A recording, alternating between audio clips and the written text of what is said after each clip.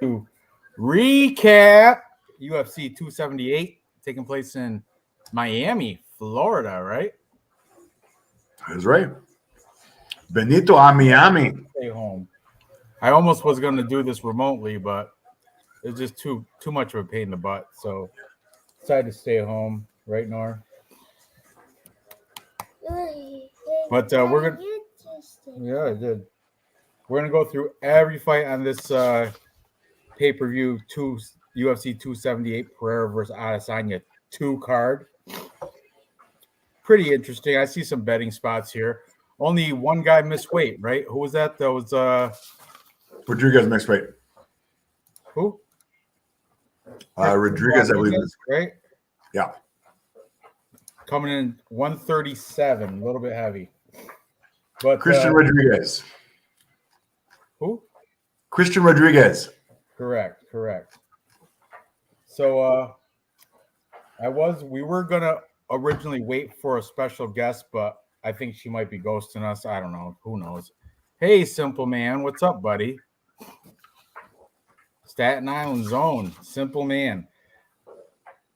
So let's start this. We got the curtain jerker, Sam Hughes versus the hyped up prospect Jacqueline Amorim. I heard this girl is something to look out for. She's finishing everybody round 1 at strawweight, which is very impressive because strawweight's Dave looking all slick. Absolutely, always. They've been in the hot tub twice today already. Did you not work today, Dave? What's that? Did you not work on Good Friday? No. Are you kidding? Everything's closed. Really? Oh, yeah. Huh. It's a holiday here. Kind of, sort of here, but everything is still open here. But, all right, anyway. I did watch the face-offs, but I'll be honest with you guys, I don't have a lot of research this week. My job's been just killing me for real. But Dave's going to back me up. Stats, betting odds, and I did listen to a ton of cappers. That's what I do. Capper comparison, right? So let's get into this. Sam Hughes comes in with a record of 7-5, taking on the debuting Jacqueline Amorim, who is, I guess, a complete killer from what I heard from the cappers, finishing everybody first round. Let me open up Tapology so I don't appear completely clueless.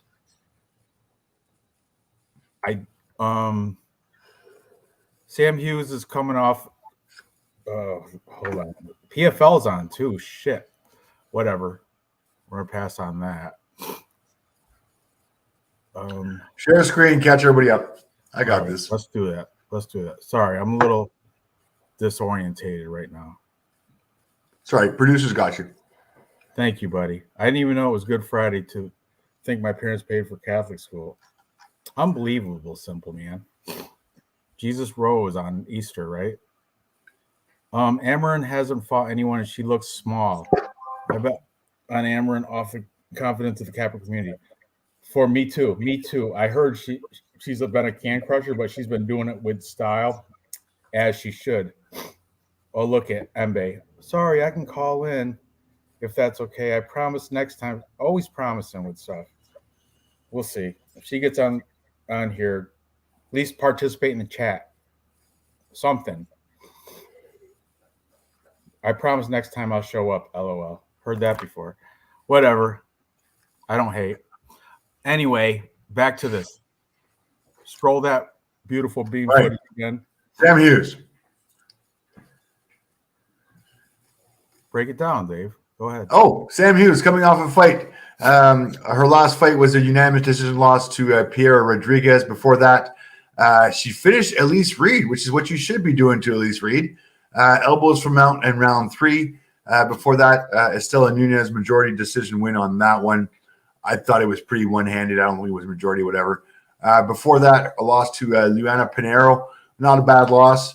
And before that, a loss to Luma Lupumi, Teresa Torres. That was her 3-fight losing streak. I do think she's going to come back off her last loss. But let's have a look at Jacqueline Jacqueline, who's the up and comer? 6-0. A lot of hype on this. 27 years old, coming out of American Top Team. She's never She seen beat round Ashley two. Nichols. What's Look at that? Never seen round two. No, Well, but she got that decision lost in her debut, but that shit don't count. that's a grappling thing, anyways. Her last win was against Ashley Nichols, who was 4-3, armbarred her in the first round. Let's have a quick look at Ashley Nichols, who is now 4-4, called AK-47. Really not a good fighter. Has not won a fight. Oh no, she won something in 2021. She beat Hillary Rose, who sucks as well. Anyways, regardless, Jacqueline kind of a can. Sorry. All these girls, Jacqueline. Ashley Nichols kind of a can. Before that, she beat Lovelith Young by knee bar in the first round. Once again, Lovelith, another can. Before that, Megan Owen, who was 1-0. That was her debut. Before that, Tasha Grandy, who was 0-0. I'm sorry, Megan Owen, that was her second fight. Knocked her out in the first round, or you can stop there, left in the first round. Just stop, because the other one, Mr. Cage, mega fight. Don't worry, but LFA is the best competition she's had, and they're also very low tier cans. But this girl, thing is, Sam Hughes is also not very good, right? But Sam Hughes in college, she was a high-level steeplechase runner. You know what steeplechase is, Dave? Very much so, yeah. And that shows she has fantastic cardio. She is not going to tire. If she can make it out of round one against this girl, she has definitely a shot. But girl fight, I'm staying away from the betting standpoint. But Tapology, I'm going to take the hyped-up girl, Jacquet, to beat Sam Page. I'm going to say finisher, round one. I mean, American Top Team is where Jacqueline's coming from. Sam Hughes, Fortis MMA down in Texas, very good. But yeah, I'd have to go with the hype train here. What are you using UFC or? This is Morgan? MMA Junkie. Good, because you know what, we didn't get banned last week because we used. I know. Lessons learned. That's why I'm back on MMA Junkie, and I love the Sam Hughes' top. Sorry, that was dirty. I apologize. I love what she's wearing. Oh, accents everything she needs to accent. She got like a dude face.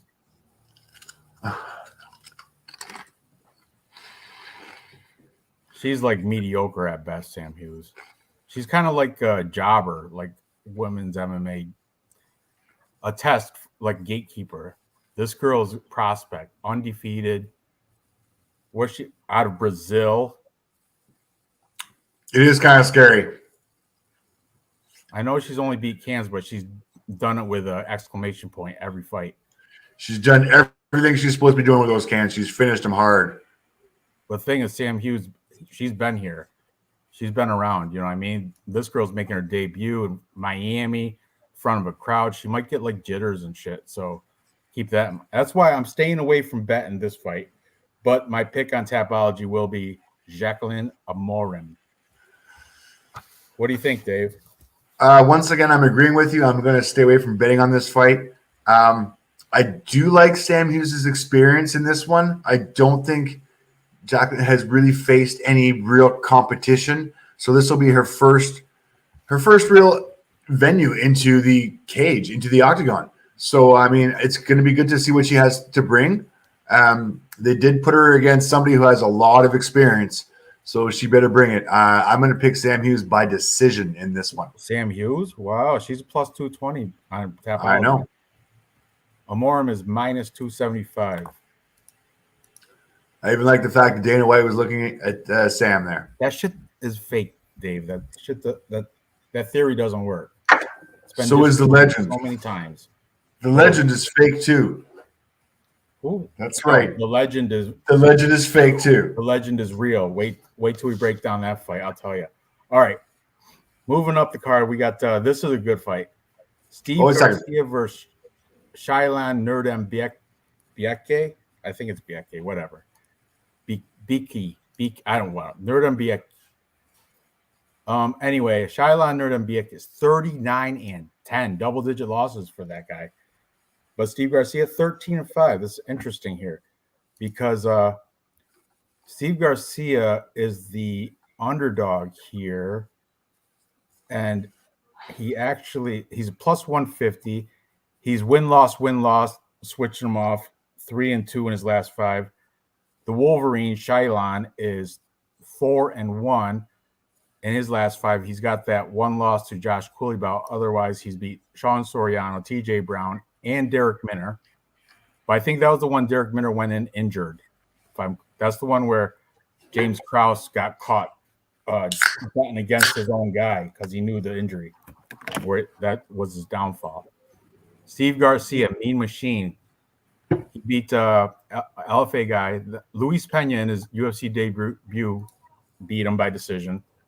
Charlie Ontiveros got a win there. That dude's not that good. Mahashate happens to be Nurdenbieke's cousin or something, I guess, from what I heard, and they've been training together. Then he beat Chase Hooper. So Mahashate beat Steve Garcia, and that's who's been training with Shylon Nurdenbieke, and they've been training with Jingliang Li until the whatever what do you get, spine injury, crazy. But anyway, I'm gonna have to go with a lot of Chinese guys can't wrestle, but this dude Shylon Nurdenbieke does have good wrestling. I think he's got some sort of like Olympic qualifying level wrestling. Steve Garcia, he's gonna have to keep it on the feet and maybe outstrike him, but I think Shylon's stand-up is better too. So I'm gonna go with Nurdenbieke. I'm on a 5-star scale of confidence. I'm at like 4 stars that he's gonna win. What do you got to say about this, Dave? Okay, well, let's start with my man, Steve Garcia. So Steve Garcia started back in the day. He was a Jackson Wink Fight Night. Then he went to the Contender Series. He won his Contender Series bout, but then went back to fight in the LFA. After his win in the fight in the LFA, he did fight Luis Pena back in the UFC on ESPN 27. He took that fight on short notice and filled in. That's why he's got that loss there. Then he fought Charlie Ontiveros, who was wasn't fed to him, but he was definitely the bookies were looking his way. Then he fought Machete because the UFC gave him another fighter that was amazing. And then back to Chase Hooper. I think he's going to piece up Shaylin. I don't like the fact that Shaylin has double-digit losses. Looking at Shaylin's record, he is coming off a fight off of Derek Minner, who at the time had 13 losses. Before that, TJ Brown was a decision. Not very impressed with that. TJ Brown, I think, was robbed there. I think he should have won that. Sean Soriano, once again, 14-7 by decision. Not very impressed on his last 3 fights at all, ever since his loss to Josh Cooleybout. If I pull up the stats real quick, Steve Garcia definitely has an advantage on the feet, 5.15 strikes landed per minute compared to 2.17. Shylon does have the advantage on the ground, 2.93 versus 1.76. But one thing that Steve Garcia's got in his pocket, and this has got a lot of stats behind him, it's got a lot of fights behind him, is 100% takedown defense. Nobody's taking this guy down. Am I going to think that Shylon's going to be the first guy to start taking this guy down on a regular basis? What about the striking stats? Striking, Steve Garcia, 5.15 versus 2.17. Strike absorb, 2.52 for Steve Garcia, 2.93 for Shylon. I think this fight's going to be on the feet. Steve Garcia is going to be able to keep this on the feet. He's going to be able to stuff those takedowns. He's going to piece Shylon up. It's going to be ugly. Shylon's going to be bloody. And I'm going Garcia all the way on this one. You might be swaying me. So let's see how they look face off.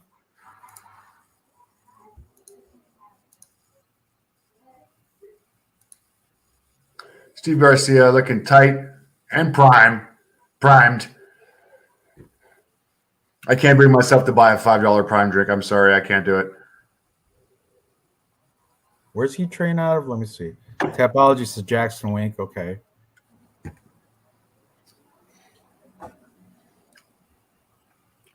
And I get it. I like the Monk too, but the double-digit losses kills me. He's not afraid to take a loss. He's a gatekeeper for the UFC, so I get it. But I'm not going to bet on no gatekeeper in Look this at the fight. hat, though. The hat is killer. The hat? You seriously? You're going to bet a guy on a hat?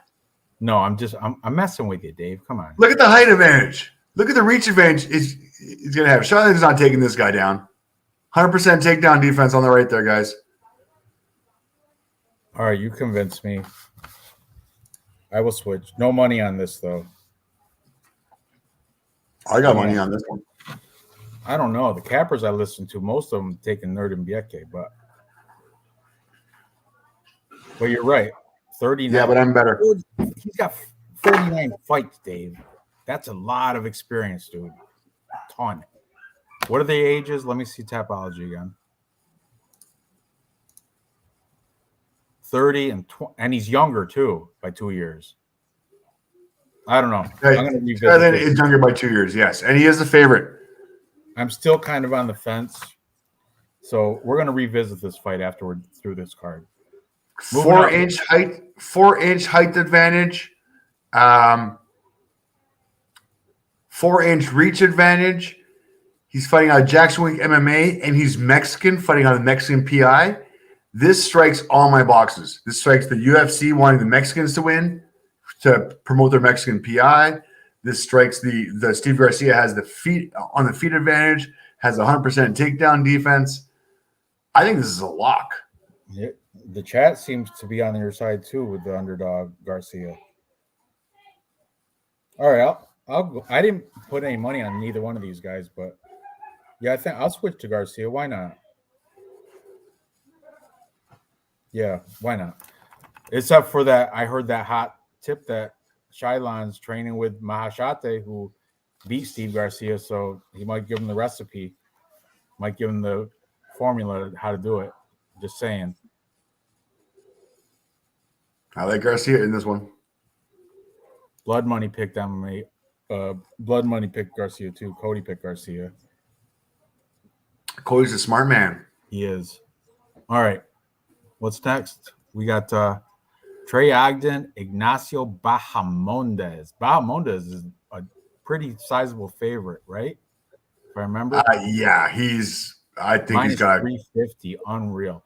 One of two UFC fighters out of Chile. The other one, I forgot his name, but Ignacio Bahamondes will have a pretty sizable height and reach advantage here. He comes when he was his dad used to have a kickboxing school, so he's been in fighting since a little kid. He was brought into it. Now Trey Ogden, the Samurai Ghost, this dude, his footwork sucks. He's decent, but he doesn't know how to. He's no head movement. He just eats punches. But he's been impressive. Daniel Zellhuber, nothing great there. He lost by strikes to Jordan Levitt. By strikes. Jordan Levitt is a BJJ guy. Everybody knows that. He really is. And then before that, he was in regional scenes against who knows these guys. So, yeah, I'm going to go with Ignacio. He beat Zhu Rong by submission. He beat Roosevelt Roberts. He lost to John McDissy, the Bull, but that dude, came in. He same thing. He just eats punches, comes with strong pressure. But from what I heard from the cappers I listened to, Bahamondes is kind of a lock. Very confident these cappers are with Bahamondes. What do you think, Dave? I'm on the same thing. Let's have a look at the stats real quick. That's what I was hoping you were going to say.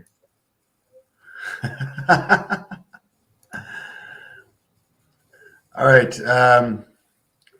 Strikes landed per minute for Ignacio, 8.33. Ouch. Compared to 3.73, so much busier on the feet. Strike absorbed 5.03 versus 4.03. So negative ratio for Trey Ogden as far as the strikes landed per minute goes on the feet. Takedown average 1.00 versus 0.00. So obviously Ignacio is going to try and keep this on the feet. Ignacio does have a 95% takedown defense and 100% takedown defense for Trey Ogden. So I do see this going to stay on the feet. I don't see Ignacio being taken down by Trey Ogden. Trey Ogden, granted, does have some wrestling background, but as you can see, Levitt pieced him up. So if Levitt pieces him up, I'm going to guarantee you Ignacio pieces him up on the feet as well, especially with these stats. This right here was Simple Man saying he's cutting weight twice in like 3 weeks. That's true because he was supposed to fight last card, and the guy it fell out. So he cut then, and now he's got to cut again. But this is at 160 pounds, so get a little bit of leeway there. Ignacio, he's gonna have looking good, running up to the reach, I think. Yeah, height and reach advantage. Watch this face off. Plus, he's got the mullet haircut. Trey Ogden owns his own gym. Ignacio, part of a family gym since he was a kid.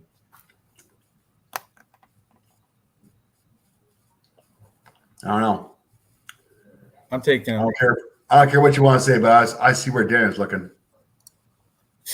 I'm taking Ignacio. Who cares where Dana's looking? It doesn't matter. That shit doesn't matter. What's the odds here? Minus 350 for Bahamondes. Crazy. Trey Ogden's plus 275. You're on board with the Bahamondes, right? I'm on board with the Bahamondes. I think he's going to do it within distance. I think he is going to finish Trey Ogden. I like Ignacio Bahamondes by TKO, DQ, or submission at plus 115. That's my plus money there. Angelo from We Want Picks picked Trey Ogden. And I kind of want to say so did Craig Allen from Fight Nights. I didn't write the shit down, though, because I don't do that anymore. No time. Anyway. I do like the minus 350 Ignacio's as a favorite within distance, plus 115 with that volume on the feet. I think he's going to be able to piece him up and eventually tag him. The bookies are looking at this fight not to go the distance, minus 150 to not go the distance. So confident in Ignacio Bahamondes, plus 115 by KO, TKO, DQ, or submission. There's your plus money bet right there, guys. Confident. Yes, Craig Allen did pick Ogden, but his brother Matt Allen picked Bahamondes. Stats don't lie. You're right. All right, moving up the card. Girl fight. My girl, Lupi Godinez. She wasn't my girl against Angela Hill, though. That's for sure. But anyway. Yeah, that was pretty ugly.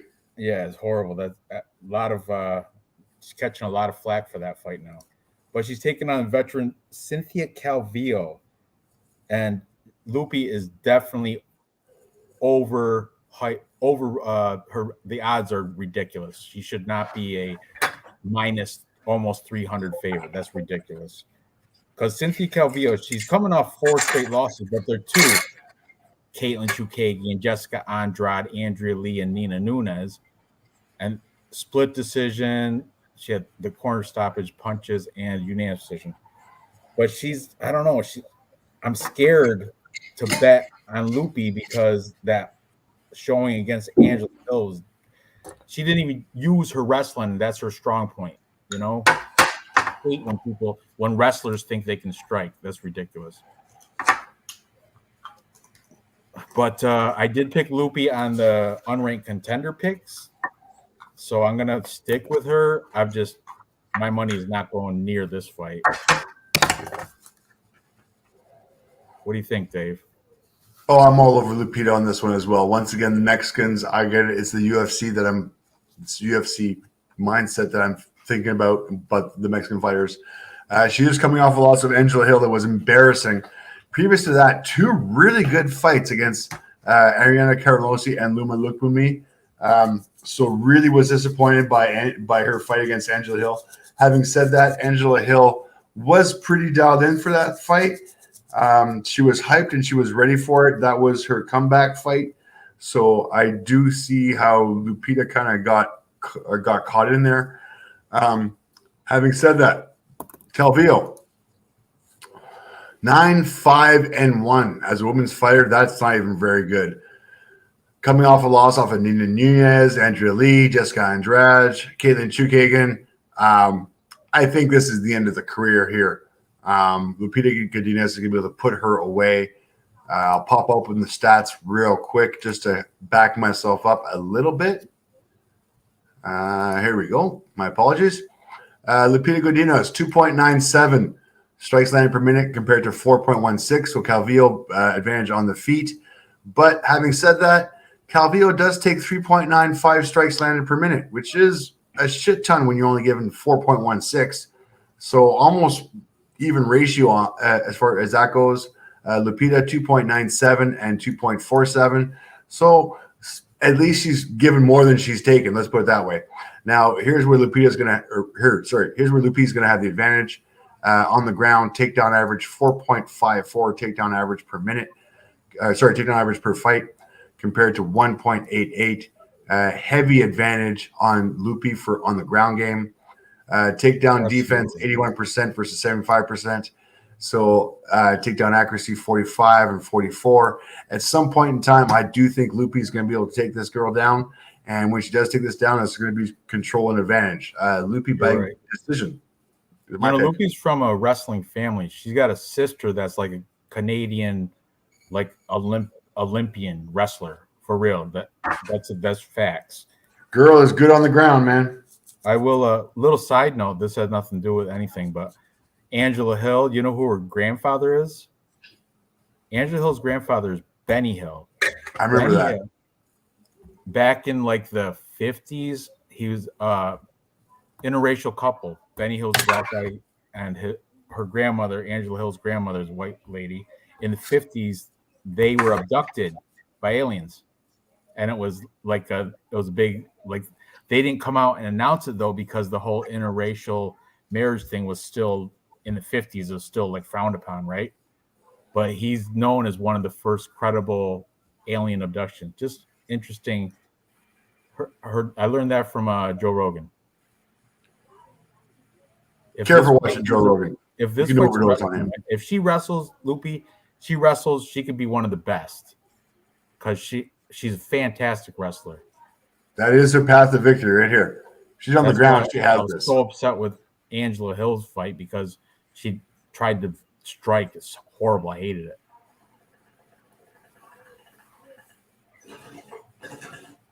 I saw a Instagram video with Lupi at Vanessa Demopoulos' apartment on a stripper pole, doing like a stripper pole workout.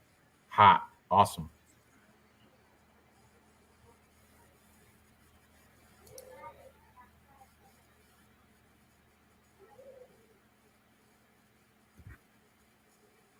I don't know.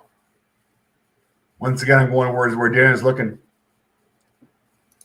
I know you mean. I know you say it means nothing. Ice Viking, but I don't know what makes you credible. But he was like, I think he was like a professor. I don't even know. I don't know why he's a big. But him and his wife were abducted. I don't know. He was. I think I want to say he was like a scientist or a professor or something. So that's why his thing was credible. Lupi is not a stripper. I just saw months ago on Instagram, I saw she went to Vanessa Demopoulos. Vanessa Demopoulos, I think, is a stripper. And I saw her at Lupi at her apartment. She's got a stripper pole, and she did some stripper pole workout, whatever. Lupi looks just like a girlfriend I had in 2008. I think we know. Yeah. Anyway, right, bookies are looking this fight not to go the distance. Bookies are looking for this fight to go the distance. They're pretty confident, minus 270 versus a plus 210. So fights going the distance as far as bookies are concerned. Lupita, I think we're pretty confident she's going to take this to the ground and dominate Cynthia Calvillo. She's going to bounce back from her loss against Angela Hill. I got Lupita by decision or technical decision, minus 125 is the best I can get for odds on this fight. Don't put any money on it. I like it. I like Lupita by decision. I like her too, but I'm staying away. Maybe I'll put her in a low parlay, whatever. All right, moving up the prelim card. Next, we have heavyweights. We have Vanilla Gorilla, Chase Sherman, 16-11. Look at the last 5, 1-4. Unreal. Taking on Carl Williams. This dude just fought like 3 weeks ago against that Bretsky guy or whatever. Yeah, Lucas Bretsky, right? Yep. I guess Carl Williams, during the Contender Series, he fought this Penn State wrestler and totally housed him with MMA wrestling. That's a good thing, man. Penn State is known for their wrestling program, and this dude, Carl Williams from the Virgin Islands, like ragdolled this guy. Carl Williams, or let me put it this way: Chase Sherman can't wrestle. His strong point is his cardio. Chase Sherman, for a heavyweight, he can last the whole thing, but Carl Williams, heavy favorite, obviously, and he should take care of Chase Sherman. I'm going to say round 2, probably ground and pound, maybe. I don't know. What do you think, Dave? This fight's not going the distance. I think that's where your best money's bet is. Now, having said that, Chase Sherman did look really good in the weigh-ins. Carl Williams, guys, I get it. He's from the Virgin Islands. He's been on the scene for, a year? Tops a year. He fought, yes, he did fight a month ago, 3 weeks ago. 3 weeks and 5 days ago. That's insane. Before that, 6 months ago. Before that, 8 months ago. Before that, 10 months ago. Before that, 1 year ago. Guys, he has been on a tear. All wins. Mind you, not the best record as far as the guys who's been fighting, but you are right. In the Contender Series, he did annihilate Jimmy Lawson, who was a good wrestler, and he won it by unanimous decision, easy unanimous decision. And then his fight against Lucas Bretsky, 8-1, once again, easy decision win. But he is coming against Chase Sherman, and Chase Sherman does look really good. Let's have a look at Chase Sherman, who is honestly, guys, you got to look at his record with a little bit of a grain of salt because he is Chase Sherman. He is a vanilla gorilla. Waldo Cortez Acosta, undefeated.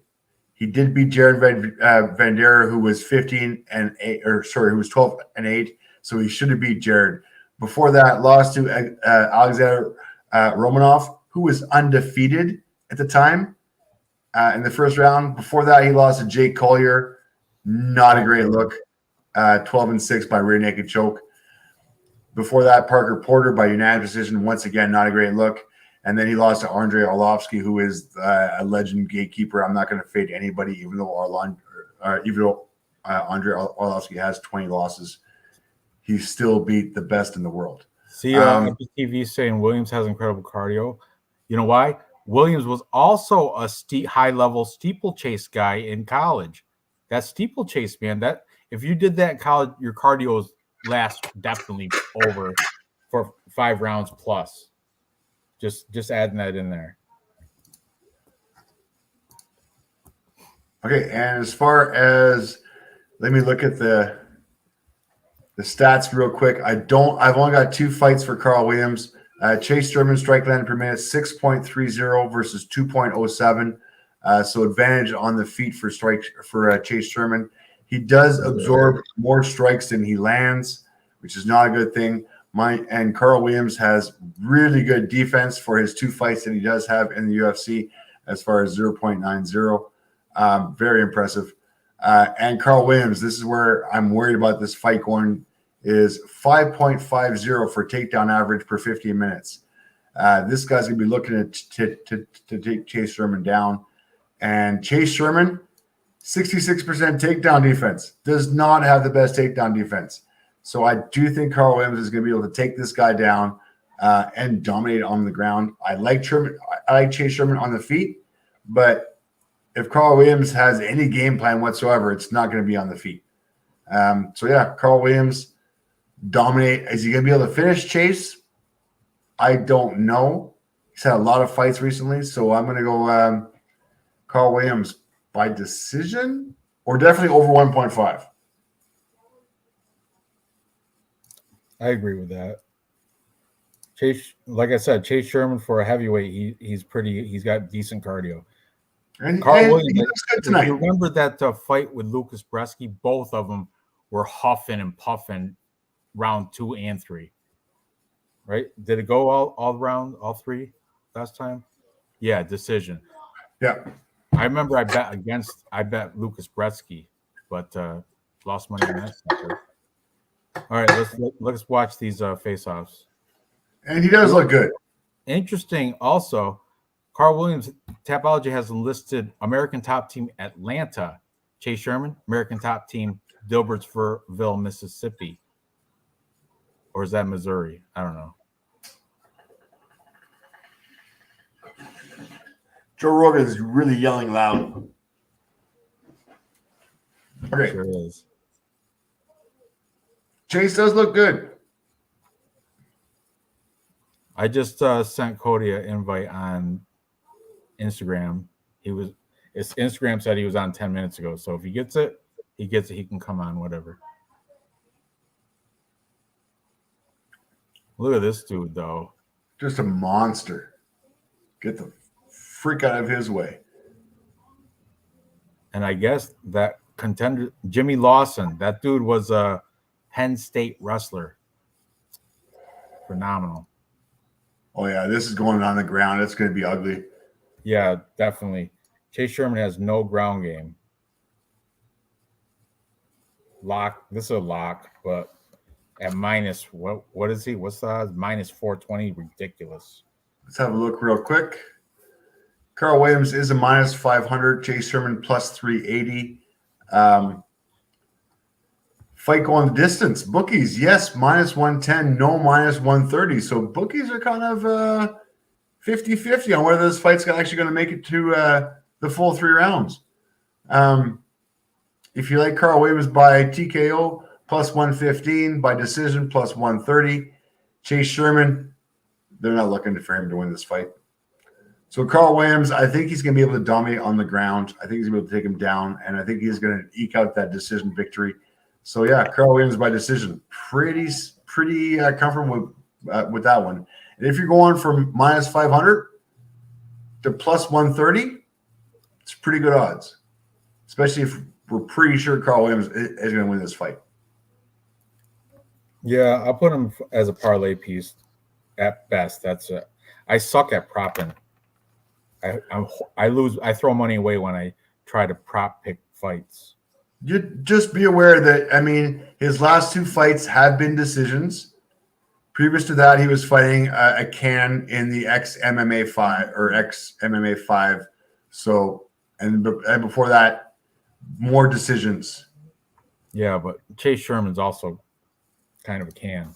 He's a jobber. He'll never say no to a fight, and that's why Dana's giving him 3 contracts over and over.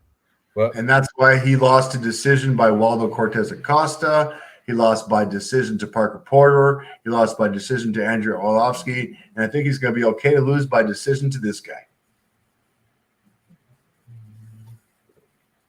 Agreed. All right, moving up next fight, we have the legend, GM3, Gerald Mearshart. Show the shirt. I made that shirt, guys. I made that. I love it. Represent. He made because he made fun of me is what he did. Because I called GM3 a legend. You're right, though. He is a legend. Listen, GM3. Thank you. The most submission finishes in the 185-pound class. And if he beats Joe Pfeiffer, he will have the most finishes as an active UFC fighter.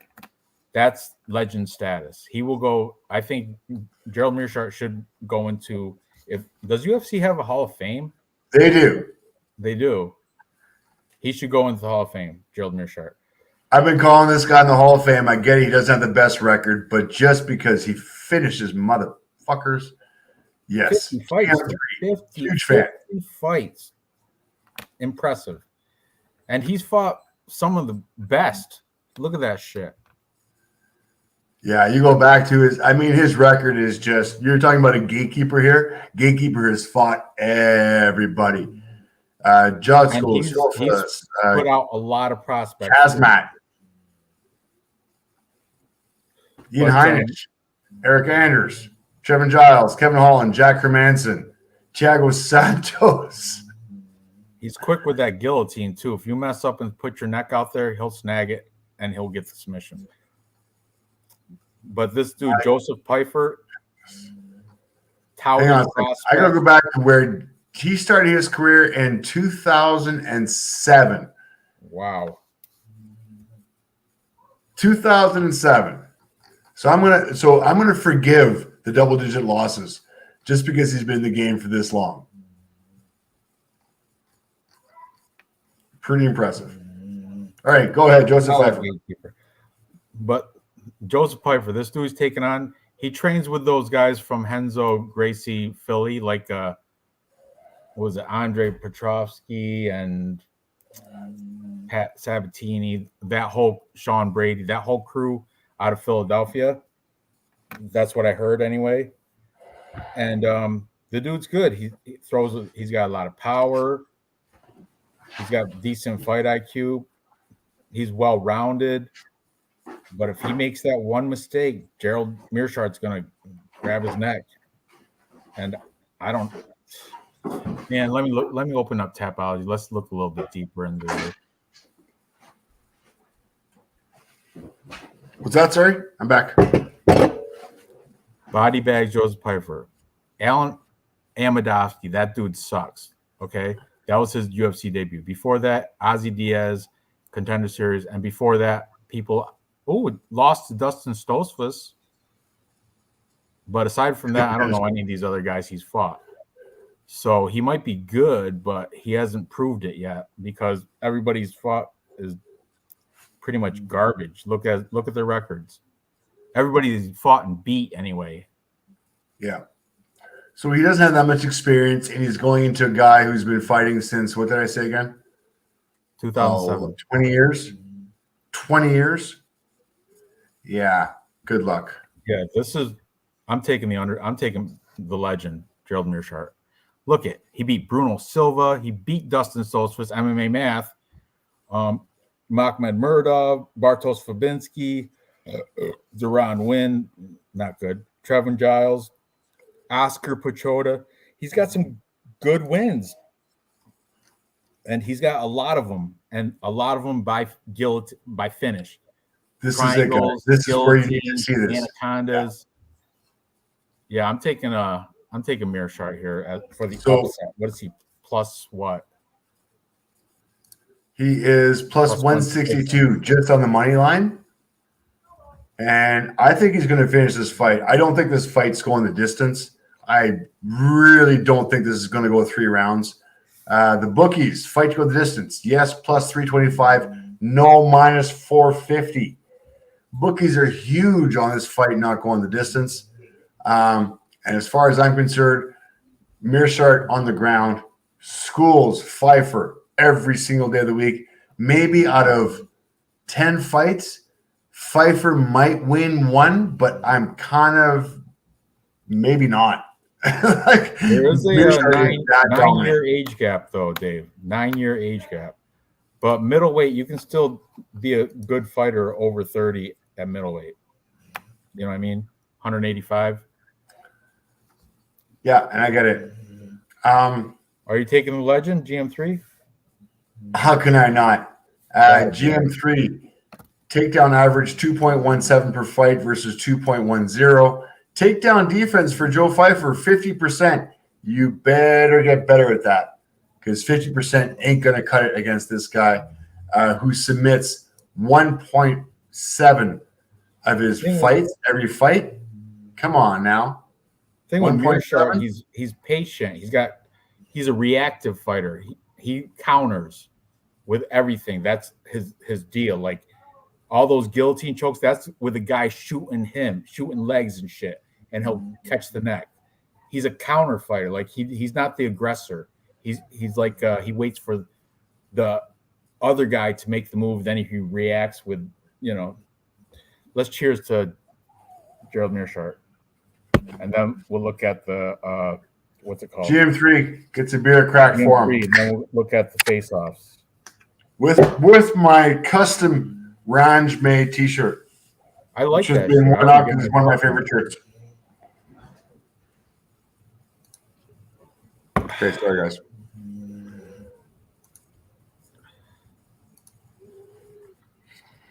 Thing is, though, GM3 really looks good in the weigh-ins too. Look at him. For an old man, guy still works every day. Still cut. Still in the gym every day. Still on the ground wrestling. BJJing. Very impressive. And he has a better tan. And the Allen brothers saying he's down putting it in that American Top Team now, the one in Florida. So that's good. Yeah, I can't really take much from the face-off. They're even. You know what I mean? Nothing separating the two. Ice Viking playing some crazy odds of GM3 in round 2 and round 3. I like it. You know what? This is a good roll of dice. GM3 round 2 plus 900. GM3 round 3 plus 1,800. I don't think he's going to get done in round 1 because he takes his time. But round 2 and round 3. You can do GM3 by submission only, decision, no contest. Like if it goes decision, you get your money back. That might be a way to go. I don't know the odds on that, but that they do shit like that. Bet Online does. What if GM3 can't get it to the ground? Did you have stats for like takedown defense for this Pfeiffer? Here we go. Takedown defense, 50%. I've only got him on 3 fights though, but the guys who've been taking him down have been Stolfus, Diaz, and Armadovsky. So couple decent takedown guys, but Mearshart is GM3 is class above everyone that Joe Pfeiffer's ever fought. So as far as the takedown, I mean these stats are takedown defense 50%. This is a very not against Mearshart. Gerald Mearshart he's a very good gatekeeper. He's a good test. Yeah. If Joseph Pfeiffer beats him, that's kudos. It'll problem is to beat Mearshart though. To beat Mearshart, you gotta strike him at distance, and this guy Mearshart's got a longer reach. Mearshart is just as high. This Pfeiffer guy's been working with Renzo Gracie with that dude. Andre Petrosky is an awesome wrestler, and I think he's been working with him. I didn't check his Instagram or anything, but that's what I heard. So he's kind of ready for wrestling, but. Okay, but you got a student going in against a coach. Mearshart's a coach. Mearshart trains these classes. He's the guy that these fighters go to learn BJJ. So, I mean, I don't care who this guy's training with. He's still a student going against a coach, somebody who's been doing it for decades. The student versus the coach, and I got the coach every time. Especially when he looks this damn good in the face-offs. Not every time. I know you don't say much in the face-offs, but I do have him this time. I'm with you, Dave. GM3. Stick with the legend. I'll convince everybody. Look, you're spoiler. We're not there yet. Bigfoot. Hold those comments till we get to that fight. All right. Moving up, we have another girl fight, strawweight. Heidi Karate. Michelle Waterson Gomez taking on Luana Pinheiro. Luana Pinheiro might be the most attractive fighter. I watched the weigh-ins and she's beautiful, for real. But here we go with Karate Heidi. What's she 37 now? Double-digit losses. 37 years old. Pinheiro 29 years old. She's on a killer streak. She's 10-1, only lost once in her career. Have a look at Luana. Howdy, Luana. 10-1-0. Jesus. Let's have a look at some green. When was her last loss? Split decision 2017. Wow. Yeah, she's the real deal. But the thing beating is, Sam Hughes, Random Marcos, Stephanie Frosado. I don't know who that is. Helen Harper, Yasmin Arce, Elaine Neal, Jessica Rodriguez, Charlie D'Souza. All right, so a few cans here. Random Marcos is probably her first good fight. Decent win against Sam Hughes, but we'll talk about Sam Hughes later on, right? Or we've already talked about Sam Hughes. we did. She was a curtain jerker. Yeah. She's going to lose. We'll see. All right. Thing is, what I'm nervous is with Michelle double-digit Waterson. losses. But look who they're against, though. You know what I mean? Amanda Lemos, that was ugly. Marina Rodriguez. That was ugly. What's that? She got choked out round 2. That was ugly. Yeah. Marina Rodriguez, that's looks like who's the dude? E-Money, the YouTube handicapper. That's Marina Rodriguez. Looks like E-Money with a wig. But then we got, who's that? Angela Hill. She beat Angela Hill. Split decision, though. And I think Angela Hill might have won that fight. Yeah, I think that was a robbery also. Yeah, I'm pretty sure. I mean, I don't think I had money with Angela, but I think Angela Hill won that fight. I'm going with the top prospect, Pinheiro. Michelle Waterson. I mean, she could. Girl fights, man. So hard to pick. What are the odds here? Waterson is a plus 135 underdog. Pinheiro minus 165 favorite. Waterson is training at Jackson Wink according to Tapology. I know she trains a lot with her husband. And Pinheiro training at BH Rhinos. I think that's a Brazilian gym, if I'm not mistaken. I don't know. I'm going with the hype. I'm going with the favorite, Pinheiro. She's Michelle Waterson, 37, double-digit losses. I think we're all on the line at Pinheiro here. She is at minus 170 as the favorite. The bookies fight to go the distance. Yes, minus 285. No, plus 215. Bookies confident this is going to go the distance. I agree with them both. Luana Pinheiro by decision or technical decision. Plus 120. Does Luana have nice feet? Let's have a look. I don't know if I can see her feet, but we'll have a look. Only Bigfoot is obviously a foot fetish type dude. It's all good. Well, it kind of goes with the name, doesn't it? I like girls' feet. Dirty Bigfoot.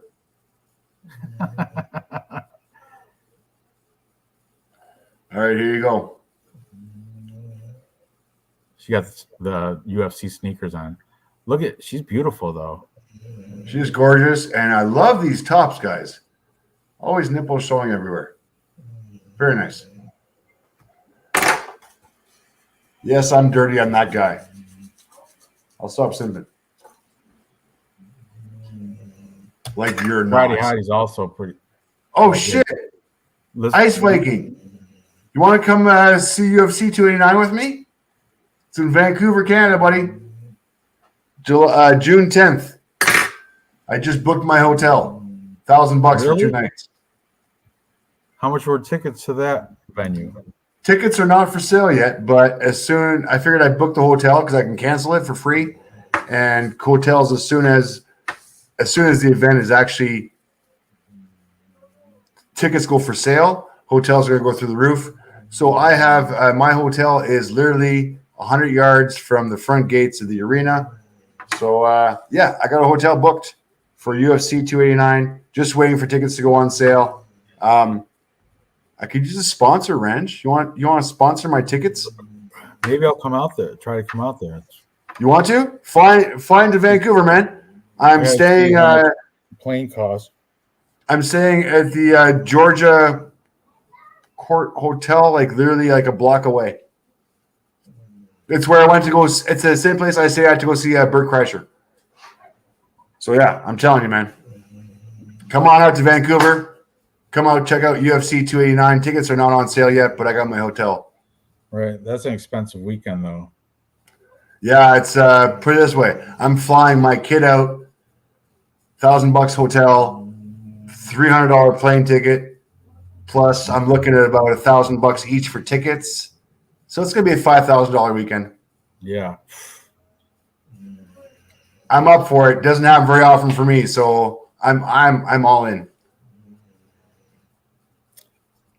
And I gotta make some money this weekend to pay I for would this shit. also have to pay a sizable plane ticket because you're other side of the continent.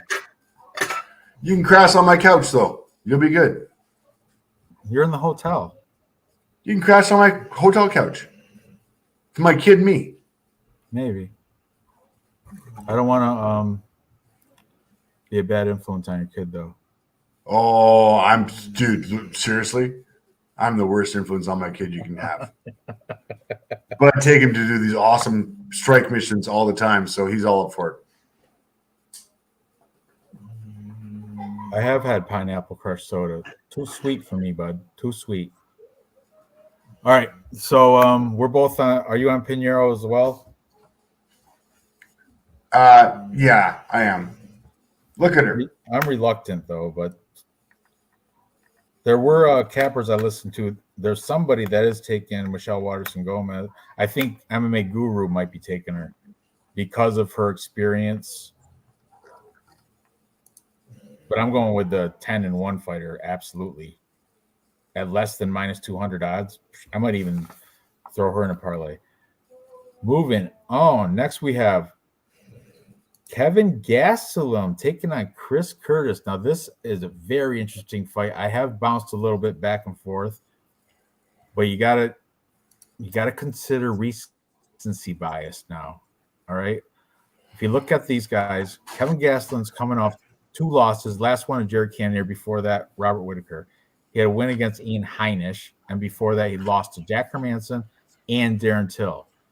Downward skid, and he's not looking that great as of late. He didn't even take his shirt off for the face-offs. Chris Curtis, the action man, coming off a win against Joaquin Buckley, fight of the night bonus for that knockout. Before that, he lost to Jack Hermanson, decision. Before that, he went on that tear where he beat Rodolfo Vieira, Brendan Allen, and Phil Hawes. Chris Curtis at plus 105, the underdog.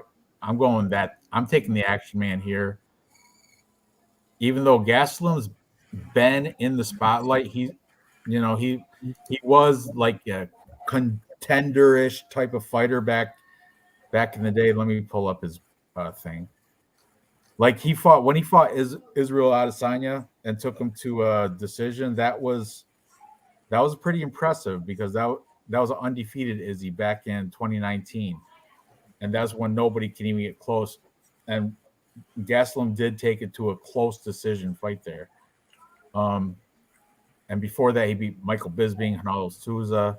But I think his best days are behind him. That's the sad thing about the UFC. That's the sad thing about being mixed martial arts fighters is that honestly, you have the rise to the great, but there is that peak, and that downfall is painful. And Kevin Gastelum is on that downfall, and I feel bad, but the career is done for Kevin Gastelum at this high ranked. It's time for Bellator. It's time for LFA. It's time for something else other than the UFC. I get it. You got the good sales pitch, the social media to keep you in the limelight. But, dude, this is not a career for you. Time out, Dave. Let's look at Cody and Johnny Kerr taking Karate Hottie. I didn't know that. I didn't get to watch their live stream this week. That's interesting. Dev. Yeah. But I'm still sticking with Luana. But anyway, back to this. Kevin Gastelum, if you watch this face-off, doesn't even take off his shirt because I think he's embarrassed of the little bit of flub. He should be at 170 pounds, but he doesn't like to cut weight because he likes tacos and burritos. So he 185, not by choice, but by kind of like me. He likes food, likes to eat. Anybody looking how cut Chris Curtis is right now? Oh, he's diesel. He's awesome. These guys both have a ton of experience too. I think they're the same age, right? Oh, he just patted the belly. Did he just pat the belly? Did he kick it back a little? No, he didn't just pat the belly. No, come on now. I'm sorry. I gotta watch this again. Busting on Gastelum about his physique lately too. Watch this. Hey, Tubby. How you doing, buddy? Oh, he did. Now he's just looking at his man boobs. He's staring at. See that? He was staring at his flab. Yeah, he just lost that face off too. Oh no, that's Lock embarrassing. It in with Chris Curtis, lock it in. At +1, wow. Plus money too. Plus money. Yes, Ice Viking. Kelvin wears a shirt in the pool. Ice Viking, 2FC 89. Do you want to come? Let's go. Come on, homie. Come with me. I'm getting a hotel. Let's load this hotel up with as many people as we can. A block away. Come on, man. You can see the stadium from the window. Gastelum wears a shirt in the pool. That's hilarious. That's right, Ice Viking. Dude, homie, Ice Viking, we gotta do this. UFC 289. We'll bury the YouTube internet. Come on, man. Let's do this. Do it. That's just driving distance for you, Ice Viking. For me, I gotta hop on a plane. I got a 7-hour drive, but I'm doing it. I did it for Bert, so I'll do it for UFC. So you're on Chris Curtis as well? Yeah, let's have a look at the odds real quick. Because I'm heavy on Chris Curtis here, and he is my dog of the night. Money line. He is at the money line +110. So if you like Curtis just on the money line +110, I'm a big fan of that, by the way. I might just take that +110 even or plus money and be happy with it. Bookies are looking fight go the distance. Yes, -200. No, +150. Bookies are not sure if this is going to go the distance or not. Even the odds +325 or +250 for Chris Curtis to win this fight, either by TKO or by decision. Not crazy about that. I'm going to be happy with my plus money. Chris Curtis +110 to win the fight, money line.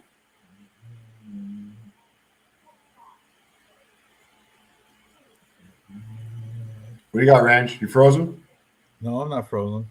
I was just looking at the comments. Yeah, I already said my spiel. Chris Curtis, I'm pretty confident too. Only because I think, like I said, Kevin Gastelum was back then a contender type fighter, but he's gone downhill since. You know what? He lost by leg lock in first round to somebody. I forgot who it was. And ever since then, he's just been on a kind of like a downward skid since then. Oh, look, Dev was supposed to fight Chris Curtis. Remember that? Yeah. $10,000. Chris Curtis is like a little Instagram bitch. He is a little bitch. Like he's a complainer. He complained because he's on the headline, the prelims. He's not on the main card, and that Raul Rosas Jr. is. He complained about that on Twitter, I guess, from what I heard. Hey man, Chris Curtis is trying to get paid. The thing is, he headlined in the prelims. More people are going to watch that because they're free. Main card, you have to pay per view. You have to pay for that shit. So yeah, that's why you get paid more money if you get on the pay per view. You're going to get paid more money. He wants to get on the pay per view. He got shafted on the pay per view, so he's not going to get paid as much. Yeah, he might get more views, but he's not going to get paid unless he gets. I get it. The $50K bonus. Wow, fight a night or some shit like that. What's He's the difference knock him out then. for prelims and main, like early main card? Who knows? I don't know. All right, Chris Curtis, 5.82 strikes landed per minute compared to Kevin Gastelum's 3.53. This is a good bet. The over is a good bet. Both these dudes are very durable, and it's going to stay on the feet too.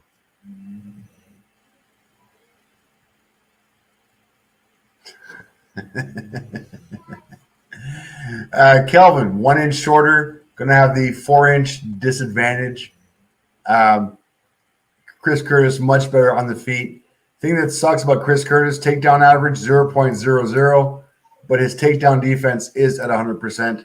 So I'm confident in Chris Curtis in this one. I don't think Kevin Gastelum is going to be able to take him down with his 32% takedown accuracy. Yeah, all over Chris Curtis on this one. plus 110. Oops. I didn't watch, but I didn't listen to. I wanted to was the Dog or Pass podcast because Cody Saftik is tight friends with Chris Kirsten. He like has a lot of inside info about the dude. I didn't get to watch it because instead I got drunk today. Whatever. Moving on. Over 1.5. What's the over under on this? Go back. Sorry. Total rounds. Over 1.5 is minus 400. Over 2.5 is minus 240. Like I said, bookies fight to go the distance minus 200. Ridiculous. No bet there. All right. Let's move up to another hot prospect, Raul Rosas Jr. What is he, 19 or something? What's that say? He's 18 years old in 6 months. 18. Awesome. Taking on the only guy that missed weight today, Christian Rodriguez. Kind of a like veteran to UFC. What's he got? Like 2 or 3 fights in here?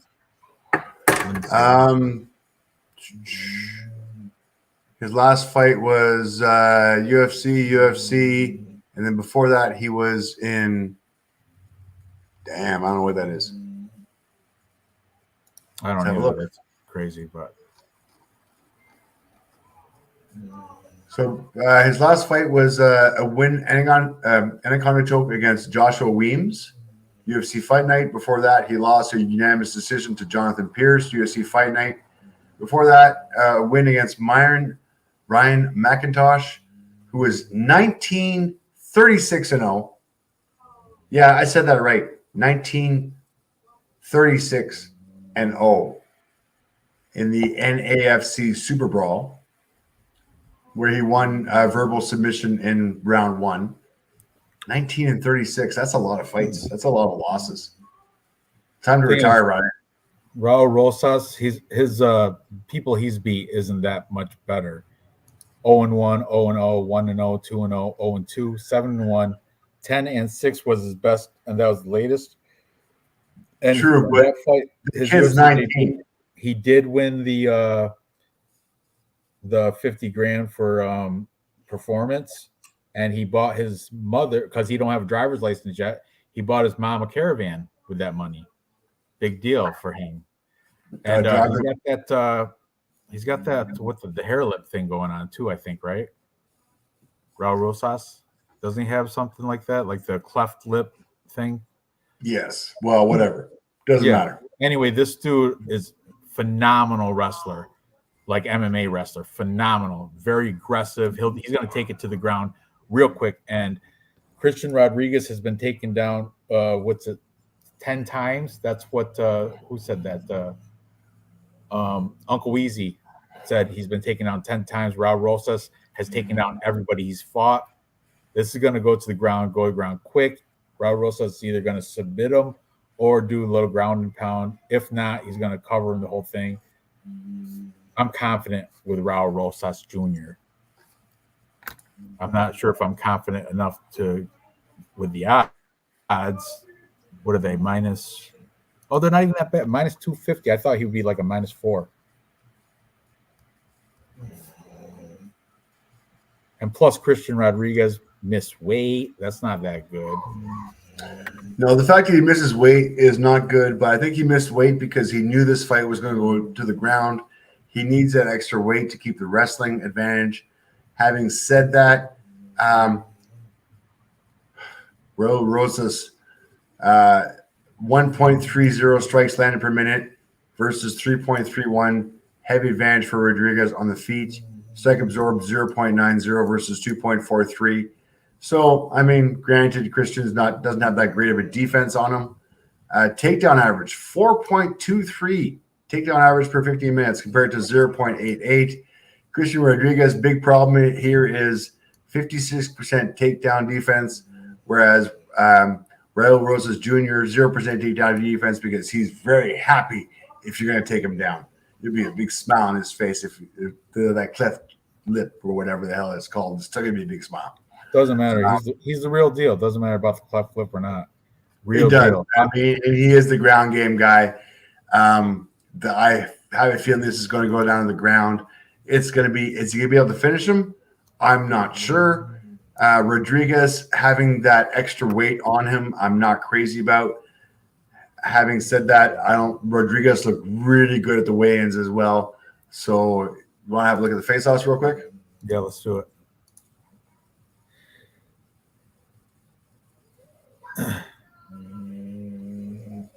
I like the young guy, Raul Rosa.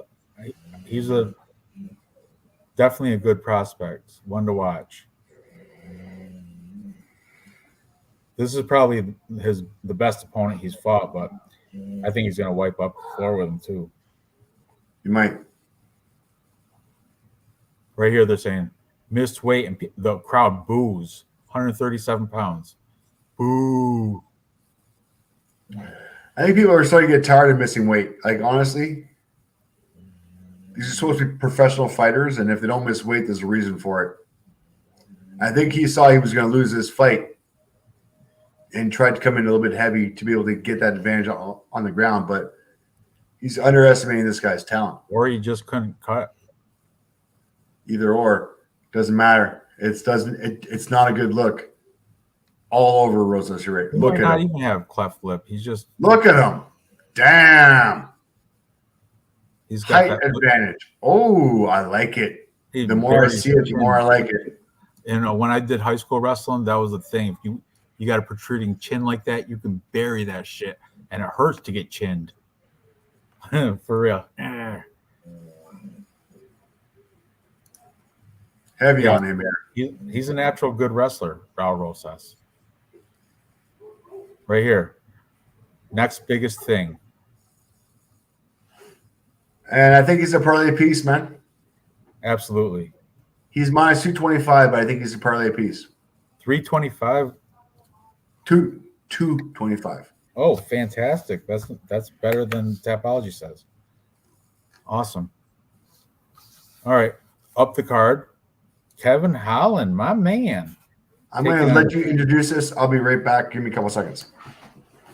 I'll give you 2 minutes. All right. Let's see. Kevin Holland taking on Santiago Ponzinibbio. Ponzinibbio, Argentine dagger, is coming off a win against Alex Morono, Alex Morono was winning the entire fight until the very end of it, where he got caught with that overhand right. I lost money on that, and Alex Morono did go in there, I think, as a short 1 week notice, short notice underdog. But Santiago Ponzinibbio took care of. Before that, he lost to Michel Pereira, lost to Jeff Neal. He beat Miguel Bieza, and before that, lost to Li Jingliang Li. Kevin Holland, Trailblazer, coming off 2 back-to-back losses. One was to Khamzat. That's given. Everybody loses to that dude. And he lost to Wonderboy Stephen Thompson most recently. Before that, he had a win against Dirty Bird Tim Means, Alex Oliveira, and he had a draw against Cal Dawkins because of that stupid headbutt thing going on. Kevin Holland, I've loved and hated him both because that headbutt thing to Chris before the Chris Dawkins fight. Let me give you a little bit of rundown of Kevin Holland. Before that, he had a fight with Derek Brunson back in 2021. That fight, he clearly threw that. And I heard he told his cousin's boyfriend in a different state on other side of the country to put $10,000 on Derek Brunson. And if you watch that fight back, you can see him because he does a lot of chit chat talking, but you can see the wrestling. He was letting Derek Brunson get dominant position. That's why I hate the dude. He threw that fight against Derek Brunson. I don't care what anyone says. Back in 2021. Then he lost legitimately to Marvin Vettori. Had that headbutt thing with Cal Dawkins. Then he beat Alex Oliveira, Tim Means, and lost most recently to Khamzat and Stephen Thompson. Isn't Kevin Holland the one that does catches criminals and shit? He did, yes. Yeah, he's caught 3 criminals in the past 3 events. that he's been in like the day before. So it's just weird. But It is weird. I mean, I like I said, love-hate relationship with Kevin Holland, but he should win this fight. I think he's got a pretty substantial height and reach advantage as well, right? Yeah. And he's like Ponzinibbio is just, I think, not at the same like competitive level as Kevin Holland. Like he's decent. He's like kind of the gatekeeper level. I mean, he's 2-3 in his last 5, and he's losing to like people like Michelle Pereira and Jeff Neal. I think Kevin Holland take care of both them dudes. And he's 6 years older. I'm gonna go with the Trailblazer Kevin Holland. I think I'm pretty confident with that too. I don't know about minus 250, but I think Kevin Holland should be able to edge out as long as he doesn't do a stupid like he did Derek Brunson and throw this fight, which I know he has in the past. That's just my take on it, but whatever. What do you think, Dave? I'm live betting PFL. Sorry, focus. Honestly, I'm a huge Santiago Ponzinibbio fan. I love the work ethic. He is a murderer in that ring up into the cage close up. Love it. Unfortunately, all over Kevin Holland here, coming off of the 2 losses, coming back for his win. He's reviving his career. He did lose against Stephen Thompson. He did lose against Kazmat. I'm not going to fade either of those. Just the rankings, the experience, the size advantage, the reach advantage he's going to have, the stats advantage all over him. Let me pull up the stats real quick just so I can back my bullshit up. Kevin Holland, here we go. Strikes 9 per minute, 4.06 versus 5.02. Granted, little advantage to Santiago on the volume there goes, but the defense 2.96 versus 4.65. Santiago, not a defensive guy. He's going to get his ass handed to him. If this fight does go to the ground, I'm still going to favor Kevin Holland. He's got the 3-inch height advantage. He's got the, we're looking at here, 8-inch reach advantage. Yeah. Is that right? 8-inch reach advantage? Right. That's totally right. That's right. Okay, so I'm going to give him the range on the feet. I'm going to give him the advantage on the ground as well. Takedown average 0.89 versus 0.52. Slight advantage to Holland on this one. I don't think this fight's going to go to the ground anytime soon. I think it's going to be on the feet, up against the cage. It's going to be a lot of knees, a lot of elbows, and that's where Holland makes his money, especially with that range. Oliver Holland here coming off of 2-fight loss. He's not going to lose 3 in a row, Holland all day long. And I'm a huge Santiago fan. I apologize. For real, though, Alex Morono was kicking the shit out of him that whole fight until he got caught with that, I think it was late in round 3. I was so disappointed with that because Great White was taking it to Santiago Ponzinibbio on 5 days notice. Yeah, and don't get me wrong, Ponzinibbio has, look at his last fights. His win against Alex Morono, who honestly, I think that was, he came up and showed up for that fight. Before that, his loss to Michelle Pereira, his loss to Jeff Neal, Miguel Baeza, that was a good loss as far as I'm concerned. Jing Jian Li was a loss as well. Tail end of his career, guys. And at the tail end of his career, the last person you're going to be facing is Kevin Holland. That's not a good person to be facing at the tail end of your career. Yeah, I just hate that Derek Brunson fight and the headbutt fight with Chris Dawkins too, or Kyle. Which one? Kyle, Chris. Which one? Which one's the welterweight?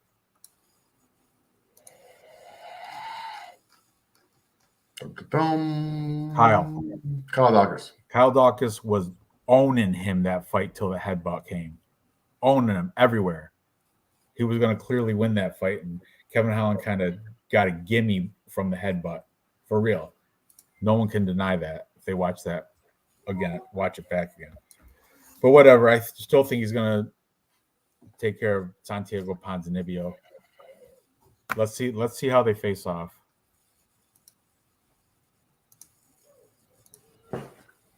Cheers. Hang on. I'm getting there.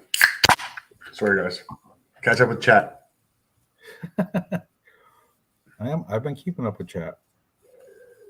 That's where your money is, man. I don't even monetize these shits. Most of them get banned.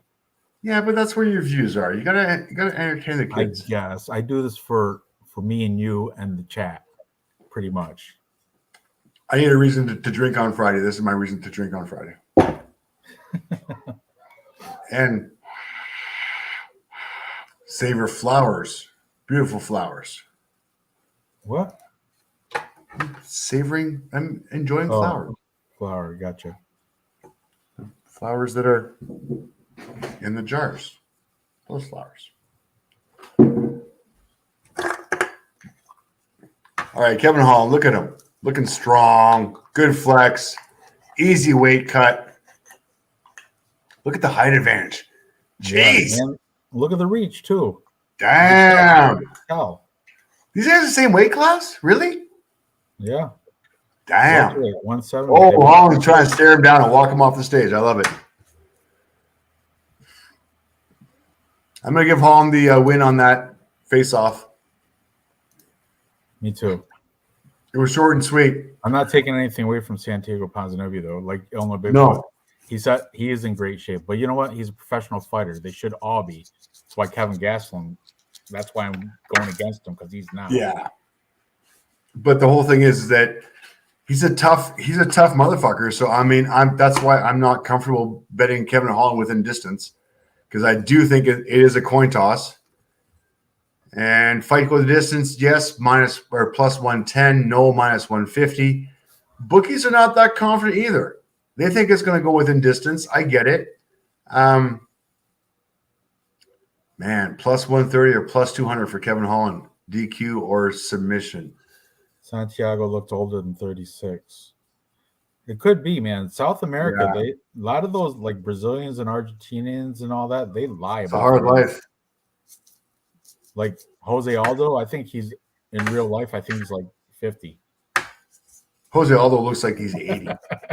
I'm just playing, but who? It's that scar on the face that doesn't help. Cowboy Alex Oliveira, the cowboy, the Brazilian one. He looks super old too. I think he's lying about his age as well. Ponzi is finished, absolutely. I highlighted my confident picks. I don't know if you see that, but Kevin Holland is one of those. Yeah, me too. I've already I already got like probably $400 worth of bets in on Bet Online. Nice. Yeah. I do I do the round robins, 5-fighter round robins, and then I do combinations of 3, like parlay of 3 fighters. They make the combinations. It ends up being, if you pick 5, they make 10 combinations. So if you put $20 on each combination, that's $200 right there. Same thing here. I do the parlays where they do the. I did that with my confident picks already. Anyway, let's move on. Yeah, you take 5 fights and you do like a 2-fight parlay between all the 5 fights. Well, that's the I do 3-fight parlays it breaks it down. Yeah, you can do as many as you want. It's kind of scary.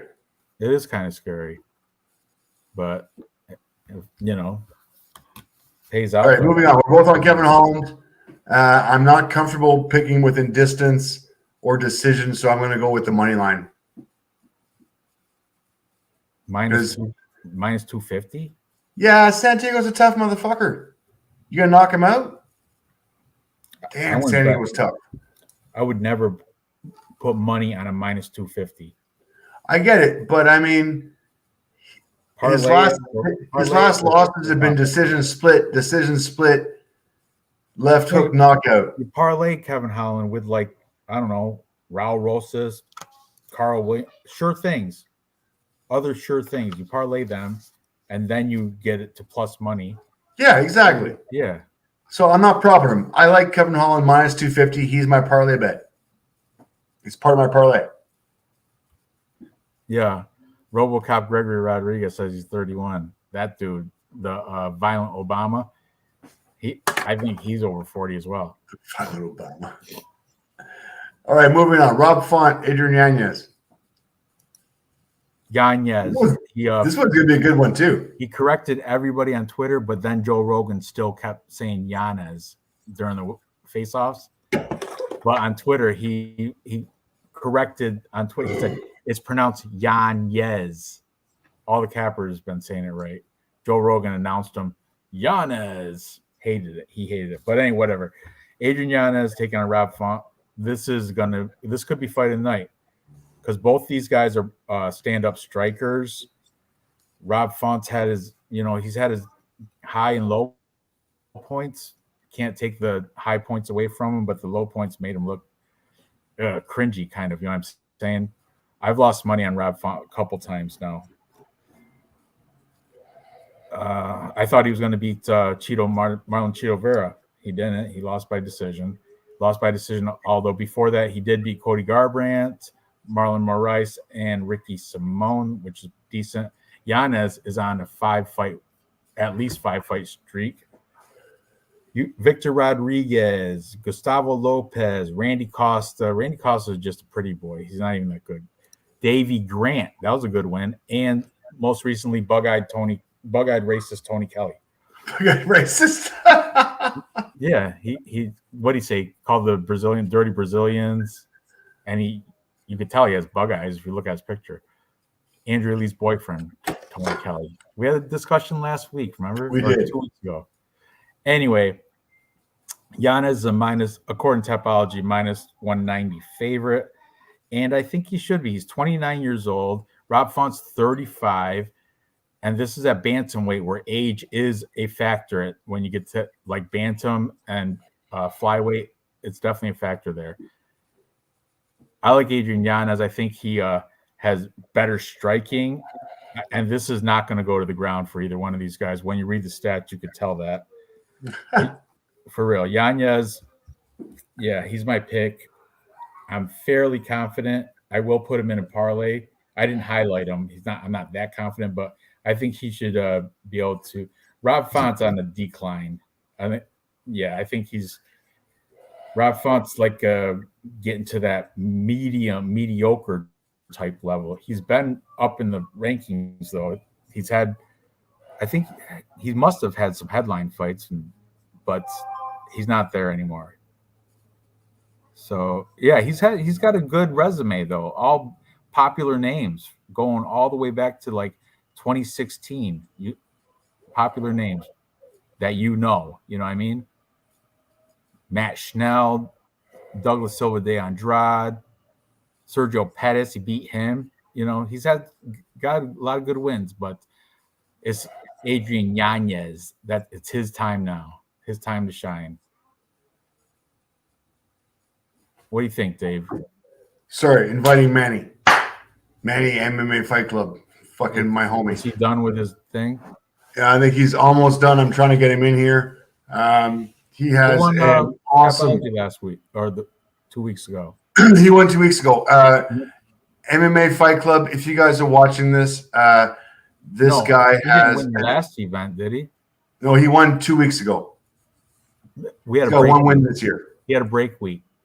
Yeah, but he has an amazing newsletter. If you guys want to subscribe to MMA Fight Club's newsletter, absolutely free. Doesn't cost you anything. If you want to donate, you're more than welcome to donate. MMA Fight Club newsletter. He breaks down the PFL. He breaks down Bellator. He breaks down all the UFCs, and they just pop up in your emails, which is fucking super cool. So if you can, event, Dave, it wasn't Manny. Hang on. You want to go back to it? Hang on. By the way, we are now top 15 on Tapology for the BC Dave UFC MMA. 77 people that have joined this. So we are now top 15. The last winner was Sicky Does MMA. Before that was Drama Kane. And before that was my homie, Manny MMA Fight Club. So he won 3 weeks ago or 3 events ago. But yeah, definitely check out MMA Fight Clubs. I will prop to Manny MMA fight. Manny posted a tweet about his favorite cappers, and I made the top. He like put a list of like 8, and that got me so many follow. I'm not even really on Twitter that much, but this girl Monique follows me now. And yeah, no, MMA Fight Club too. Fucking rock star. Check out, go join his channel, like his channel, get his newsletter. His newsletters are free, and his newsletter give you all the props and all the info. This motherfucker saves me hours and hours and hours of research. Thank you, Manny. Keep pumping it out. He has more videos out on YouTube than any other capper. He's there every single day, putting in the time, putting in the hours, doing the interviews, and he does some great interviews too. And he actually gets some like real UFC fighters. So check out MMA Fight Club. Check out Manny. He's our homie, our Puerto Rican racist. Yeah. What if he has like a day job, or I'm just curious. He's a property manager. He spends way too much time on YouTube to be able to have an actual job. But check it out. Check out his wine selections. Check out his live streams on Fridays as well. He does stream at the same time as us, but still amazing content. And once again, subscribe to his newsletter. His newsletter is the shit. Okay. All right, I'm gonna go visit Manny. He's probably 5-hour drive from me, Pennsylvania. I'm gonna. Manny's good shit. Let's see. Rob Font, Adrian Yanez.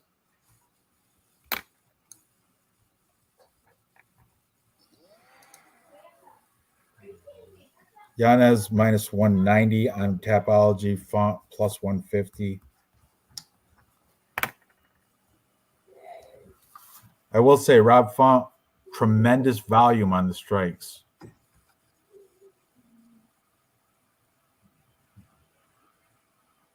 And he's from the New England cartel. He's from like Boston, I think.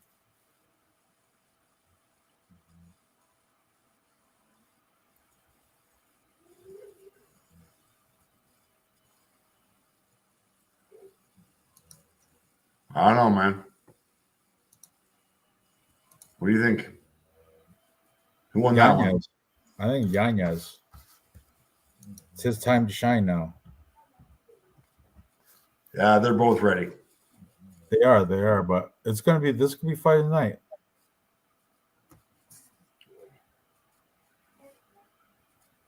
Yeah, Manny does give out the Amazon gift cards. He did it a little while with on this live stream too. He did like trivia gift card giveaways too. Manny's awesome. Kudos to Manny. Oh, Manny is my homie, and he's been propping my Tapology. So once again, guys, check out Tapology Group 926. Join all the Murderers Row. Pretty sure everyone in the chat who is in here probably is already in the Tapology group. But yeah, if you're not, please like and follow Manny on MMA Fight Club and get his newsletter. Pump that in. Throw your email in there. Get your emails, letters in all the time. I think I made about $220 off of him last weekend just from his tips on stuff that I don't even study, like PFL, and that he puts a lot of time in. And he does interview fighters as well. So guy spends a lot of time, puts the hours in, and deserves the support, guys. Manny hasn't been on Instagram in an hour, so I don't know if I can get him on here, but I just jumped on his YouTube and threw a comment in, so hopefully he'll join us. And then I copied and pasted the StreamYard to his Instagram. So If he wants to come in, he's got the invite. He does spend a lot of time on deep dives on these people. He finds information that other cappers don't even know. You know what I mean? He could tell you, this kid's been training since he was 8. His uncle has a, kickboxing gym. He goes deep.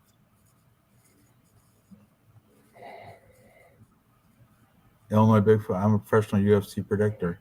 Who pays you? Professionals get paid. Oh, Manny's live right now. I told you he's not done, Dave. Oh, I know. He's almost done. Well, I'm starting to get tipsy. But anyway. All right. Who you're taking Yanez too? Oh, yeah. Huge. We haven't disagreed on one fight.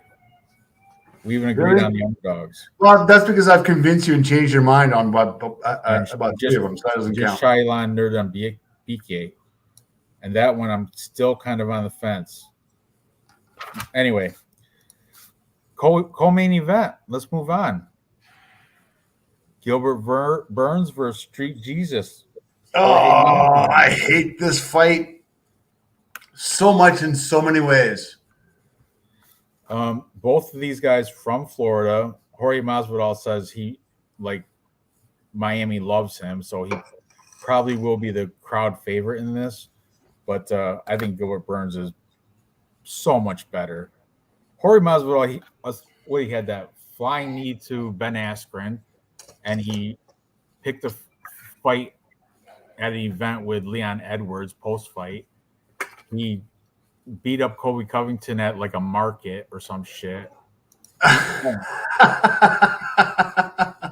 And this is what scares me, is that the storylines, because Kobe Covington is up for the next title fight, and because Jorge beat him up in a friggin' goddamn supermarket line, I'm worried that UFC wants Jorge to fight Colby.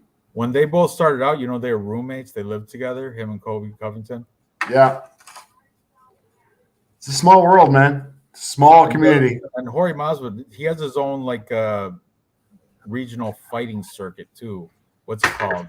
I forget. But oh yeah, he does have his own promotion now. Yeah. I think he had one event though, and I don't know how well it went. He might have lost money on it, but he learned a lot though, I'm sure. But I think he's doing this for just the paycheck, because Gilbert Burns is, I think, at a different level. And Jorge Masvidal brought his kids to the face-off. Come on, I hate that. Don't leave your kids out of the face-off. Don't bring your kids on stage. Just crazy. But what's the odds here? Let me see.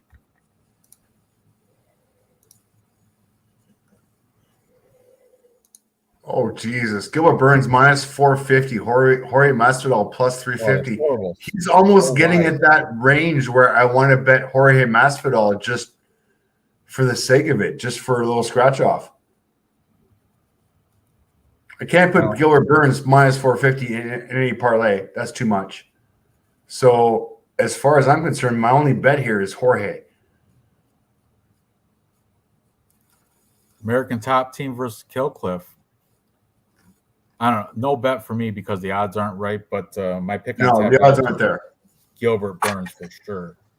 I think Jorge Masvidal is more hype than he's overrated. He's decent, but I think he's overrated because of hype, because his out of the cage antics. You know what I mean? And that one Ben Askren flying knee, that was a kind of fluky somewhat. That's good, but that won't get you anywhere against Gilbert Burns. Right. That flying knee, I don't care who you are, will not get you anywhere against Gilbert Burns. All right, let's have a quick look at stats here. Jorge Masvidal, 4.11 versus 3.42. Advantage for Jorge as far as volume goes on the feet. Strike absorbed, 3.17 versus 3.06. Fairly similar as far as strike absorbed. Defense, 54 and 64. Jorge Masvidal is going to have the advantage on the feet. Now, here's where I think the fight is going to go. Gilbert Burns is going to be able to take this guy down. I hope he takes this guy down. If not, this is where Jorge has the advantage. And this is why I'm not putting any money on Gilbert Burns, because I'm afraid 2.03 versus 1.44. Takedown accuracy 35 versus 59. Takedown defense 47 versus 74. Gilbert Burns does have the advantage slightly. He's a BJJ black belt too. I agree. It scares me. Is Jorge Masvidal going to lose 4 fights in a row is the question here. He's lost 2 against Kamaru. He's lost 1 against Colby. If he loses 4 in a row, he doesn't have a chance to get back to anything.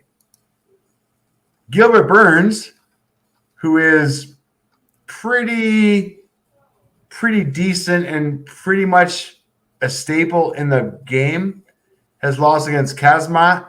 He's lost against Kamaru. Before that, he lost against Dan Hooker back in 2018. Man, Jorge does have a mountain to climb here. I mean, and he pieced out Neil Magny. Let's be honest here. Won by arm triangle choke in the first round. I think Jorge is going to have a problem. I'm hoping Gilbert Burns does take it to the ground. I've heard some rumors that the UFC has promised him that if he doesn't go to the ground, he's going to get a bigger payout or whatever it is. I don't care what the rumors say. Gilbert Burns' advantage is taking the Jorge Masvidal to the ground, dominating him for 3 rounds, and winning this by decision.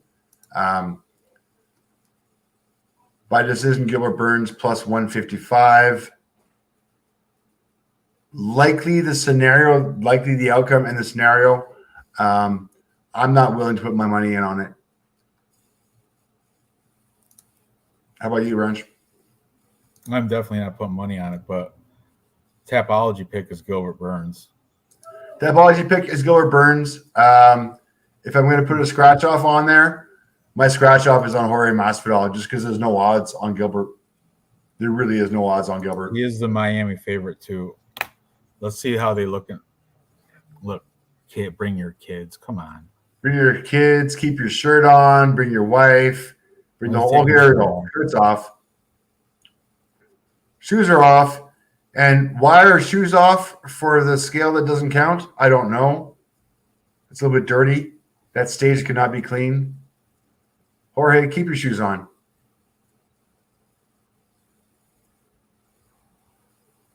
But he's got his wife, he's got his kids. Oh, kids hugging him. Yeah, I get it. Look at the Gilbert was just such a professional, though. Like, so focused. No family, no kids, no nothing. I'm here to kill you. I'm here to kill Jorge. Plus, I'm here to kill Jorge. He's a corner post at Killcliff. Henry. Oh, Jesus Christ. I didn't see this. Wow. Okay. If I wasn't all over Gilbert Burns, I am now. Absolutely. I just don't minus 450. I'm not putting money on that shit, but he should win. It'll be interesting. Ice Viking, I get you. Maybe hedge bet Masvidal by KO, but that's about it. Like, I'll put $10 on it. I don't know if sure, to win 50. To win 50, I'll put $10 on it. Masvidal's gonna.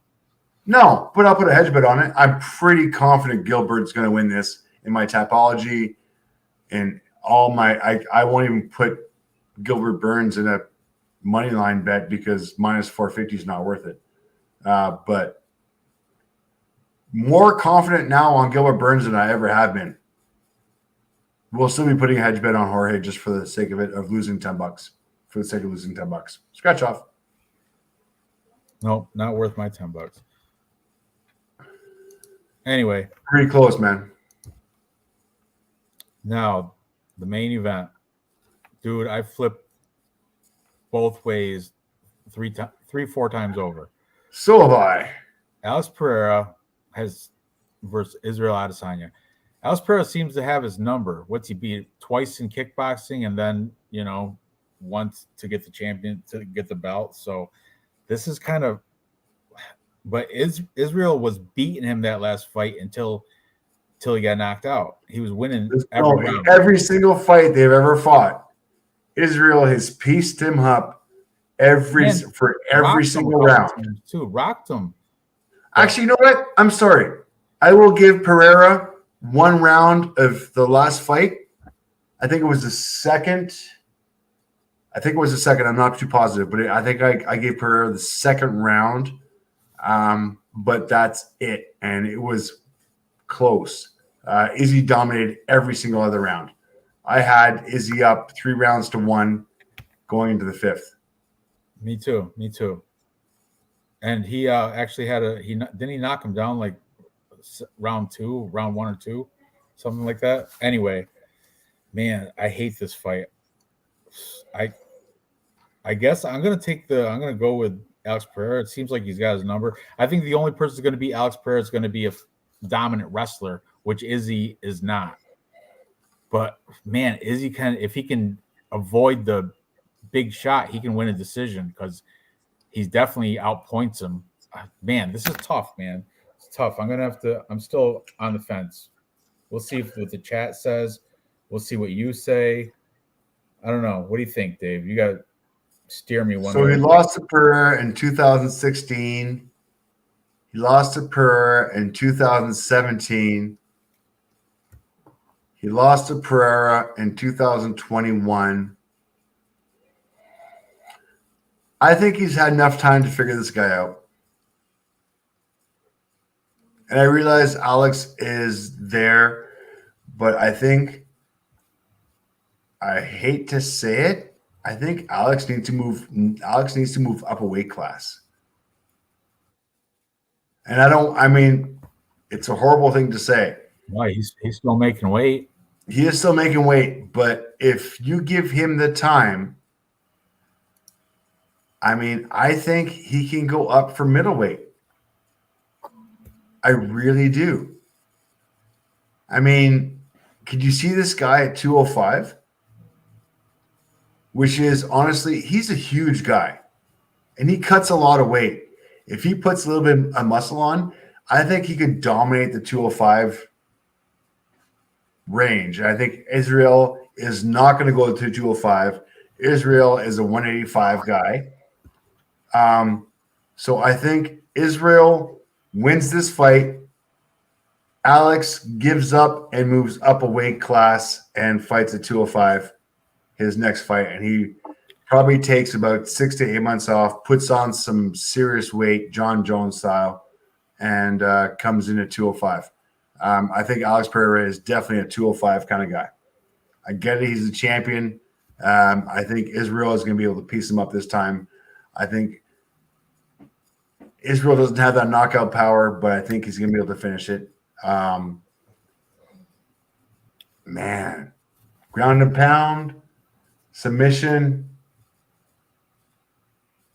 Israel, ground and pound, round 4. Thing is, Alex Pereira has been training with up in Connecticut with what's his name,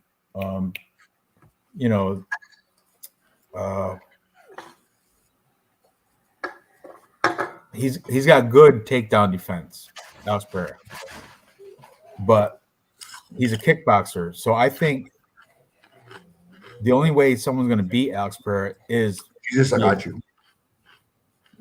via wrestling / grappling.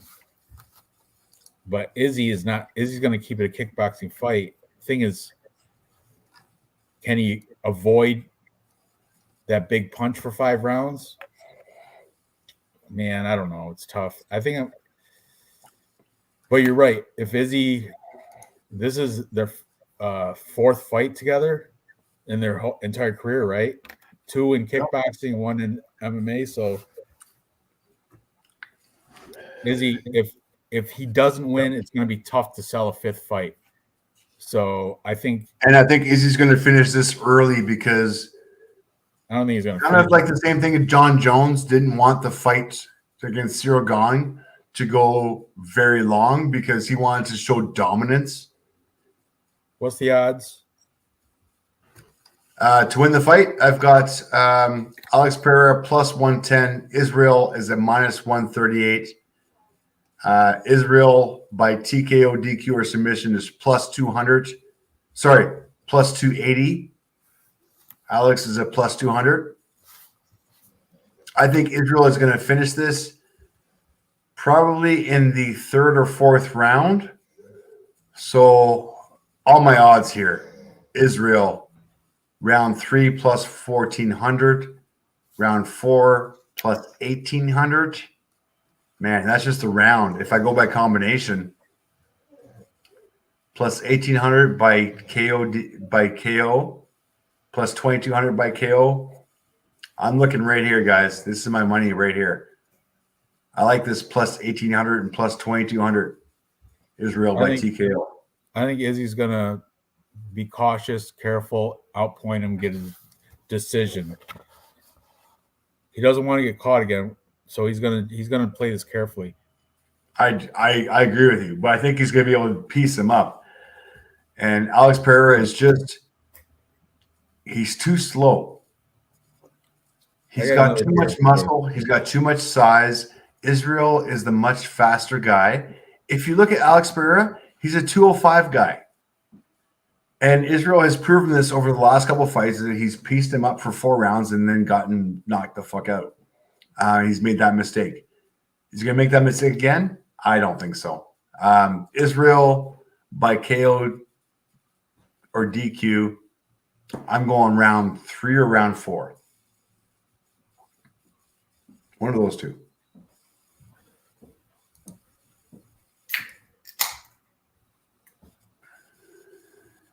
And Ranj has left the room. All right. I'm back. I had to get a new beer. Oh, dude, I'm the same. I'm out. I gotta go to the fridge right now. But I'm gonna post up the wins real quick. Now I don't know what Israel has in his hands. I don't know if it's a dust off bad spirits or whatever he's got. I don't know whether he has a dog collar. Is that a dog collar? Help me out. I have no idea what that is. Looks like a futuristic prison collar. Or the ones that blow your head off if you get out of the grid.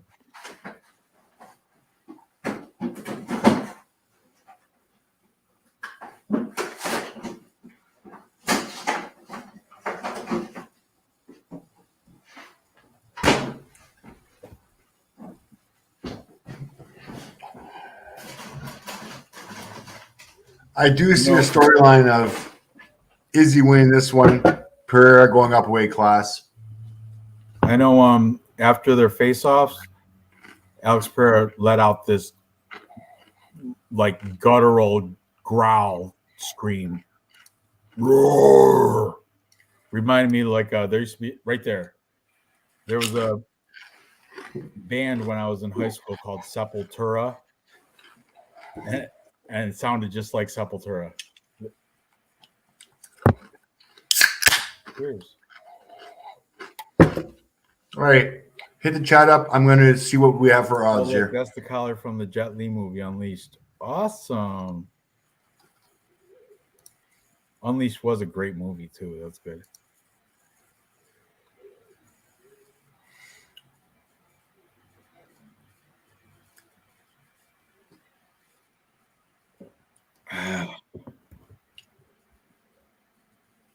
It's funny how Alex Pereira does have the advantage on the feet.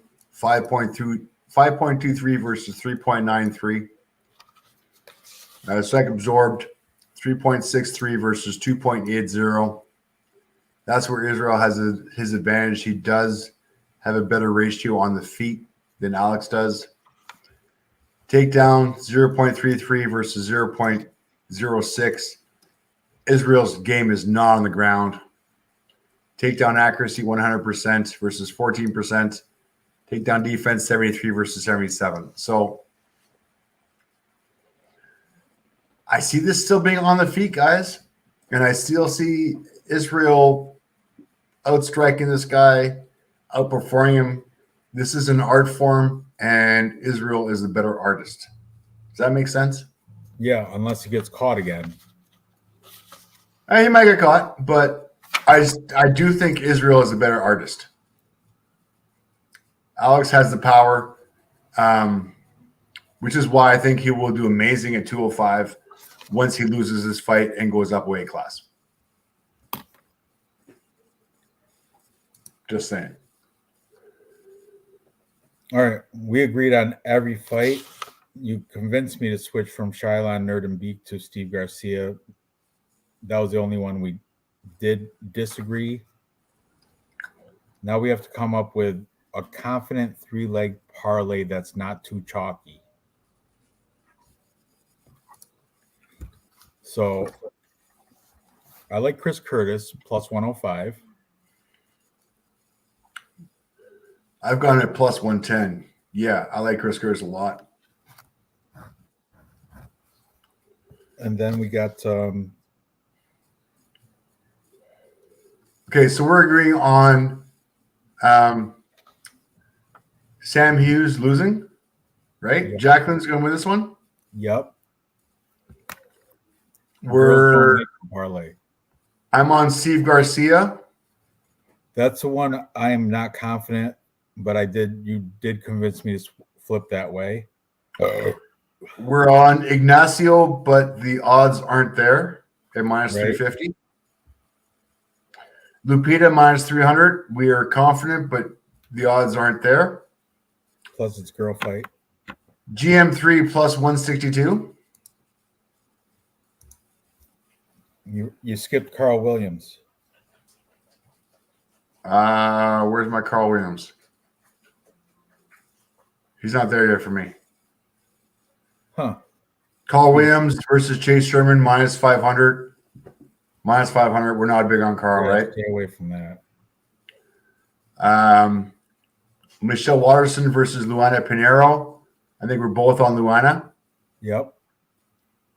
At minus 170, but girl fight. Kevin Gastelum, Chris Curtis, plus 110. We're both on Chris Curtis. He's making the parlay. Raul Rosas Jr., I think we're both on him heavily at minus 225. I don't care that Christian Rodriguez didn't make weight and he's losing 20% of his purse. I don't care. Kevin Holland minus 250. We're on him. Rob Font, Adrian Yanez. We're all on Font, aren't we? No, Yanez. Sorry, Yanez. Yanez. That's right.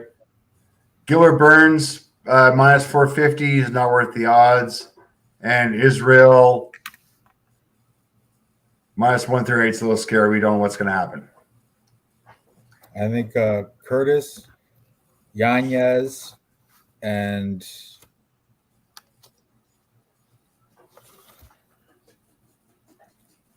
man, I don't know. Let's go. Let's go GM3. Come on, we gotta do GM3. Really? I like that play, but plus 160. All right, let's screw it. It's gambling, right? Let's do it. We gotta go GM3. We're all on GM3 here. There's a good chance AZ wanted the mirror match so quick because he doesn't want Alex to have more time to improve the ground game. He looks to be in great shape. Could go to the ground fast. Leave top 2 fights out of parlays. I agree with Ice Viking on all those counts. Always leave top 2 fights out of parlays. They're scary. Who knows what happens? Who knows what that the UFC and the WWE just joined, right? Yeah, UFC bought for it's not billions, cool. Right? Billions. That's not cool. I don't like the storylines that UFC has to plug now. And isn't WWE, isn't that like stage, like set up? Always.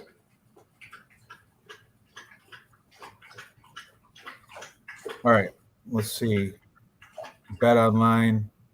Yeah, it's Viking. GM3 might be a single play, but we're gamblers here. Just wait till I show you my Steve Garcia GM3 and where's my other dog here? Chris Curtis. Yeah. Chris Curtis Mearshart, and Garcia. How's that for an underdog parlay? Anyways, put the parlay up, Ranj. I am. I'm doing it.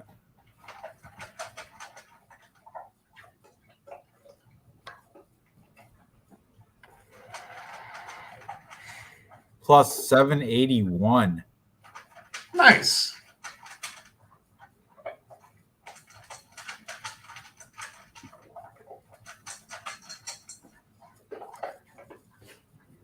$100. EM3 better not mess this up.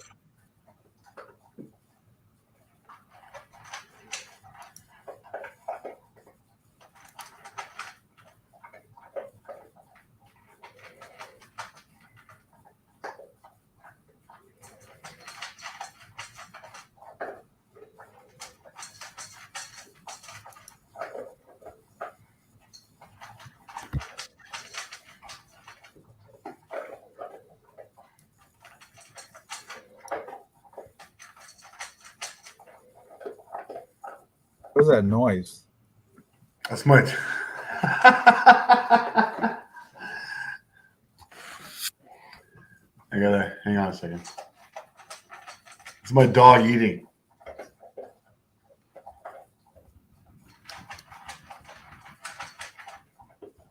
It's pretty scary.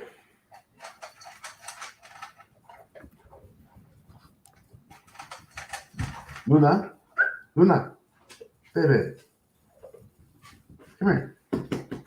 come here. Oh my God. Ah. You gotta say hi to the ones who have been in the chat for the last 6 months or a year or whatever. Year and a half. Oh my God. I don't know if anybody remembers this dog when they were younger. Oh my God. Welcome to 95 or 90 pounds of Luna. She wasn't that small before. Yeah, I get it. Anyways, to those guys who have been watching since she's been a puppy, she's gotten big and she eats loud.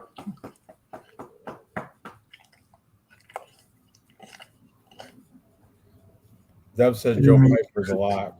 Joe Pfeiffer, really? I don't know, man. He hasn't beat anybody good.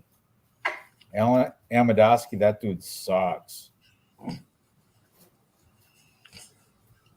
Gerald Mearshart's a legend.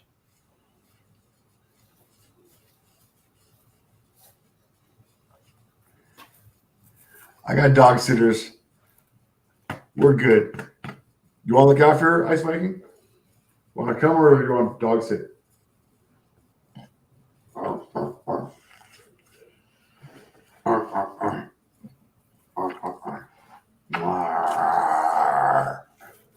Dog abuse. Luna is a year and 4 months old and mostly made of jello.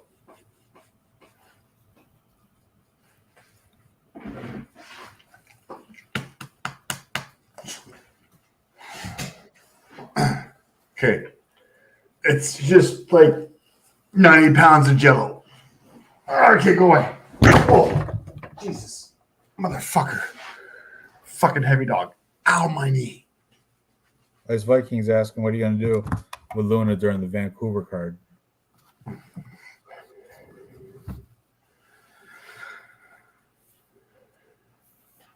Dog sitter? We're good. I got dog sitters.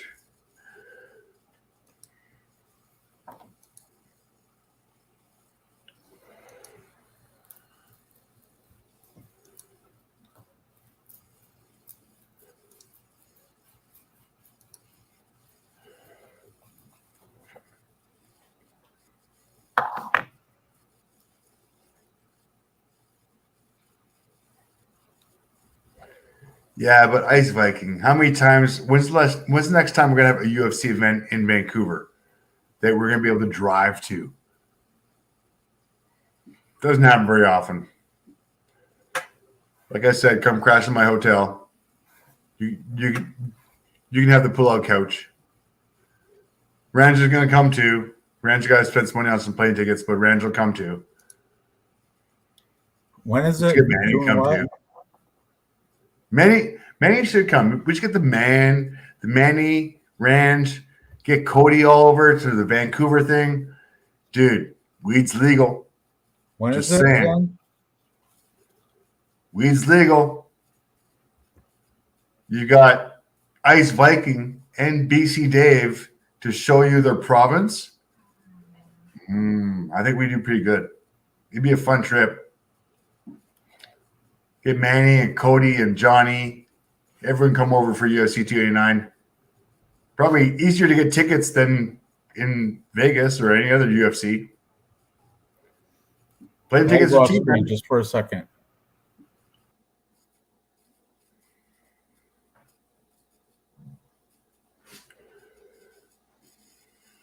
So,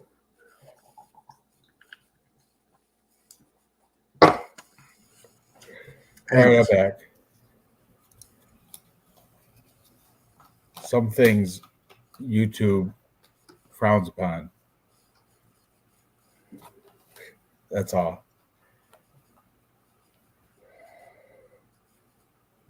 When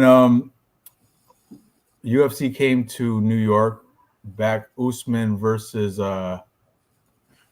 Covington, the one where he broke his jaw, that one. oh my God, yeah. Tickets for that event were like nosebleed tickets were, I think, $500. Yep. Just saying. So, the closer Dude, you get, I'm expecting to pay $500 a ticket. I'll get whatever I can whenever I can get it. I'm on StubHub. I'm on a couple other ones. Hopefully, I'll be able to get it for $500 or less. But that's what I'm expecting to pay, man. And that's like I just said, I just booked my hotel for that night, for those 2 nights, for Friday and Saturday night, $500 a night. Yeah, sold. when I went to Massachusetts to see Don Shanis in, what was that promotion called? I don't know, but a lot of Joe Lozon people were there. Yeah. But that, I was like right on the floor, and those tickets were floor cage side tickets were like 140. Well, I'm in Canada. I have never been to a UFC event. I don't know when my next opportunity to go to a UFC event is. So I'm remortgaging my condo. My car is paid off, so I can take a loan out on my car. I gotta buy plane tickets for my kid. I figure $5,000, easy $5,000, but I'm going front row seats, and I will live stream the whole thing on my phone. No, don't do that, dude. You already pushed the whole copyright thing. We pushed that already. PFL's on. You want to watch that? What's that? No. You sure? Nope. Don't want to. All right. Biago Ali Walsh versus Isaiah Figueroa. I see the old UFC guys are winning though. Maurice Green won. So did who else? Who else was ex UFC guy that won in PFL tonight? I don't know. I don't bet Bets PFL. in here. Let me see where my money's at. Oh, I won a couple bets on UFC. Seems to be nice. Or sorry, on PFL.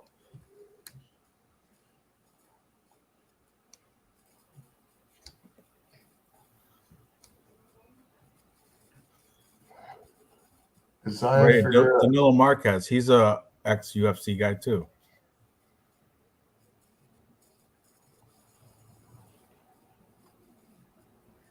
Who's this guy? I'm going to bet on it because I just think I've been doing really well. Oh, I don't have it.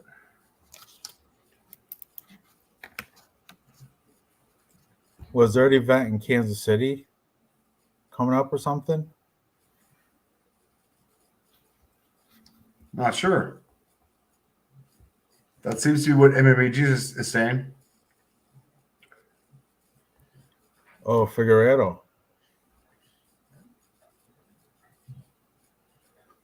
Every time I think of Missouri, I think of that. Did you ever see the show Ozark on Netflix? Oh, yeah. That's what I think of when I think of Missouri. All right, Ice Vikings. So if I have a line on tickets, which I usually do because I might have a connection to get tickets, you want me to hook you up? What's your price range, Ice Viking? I'll buy tickets when I get mine. And I'll get them front row. What's your price range, bitch? What do you want to go spend to see the UFC? I'm at $500 a pop for me and my kid. That's $1,000.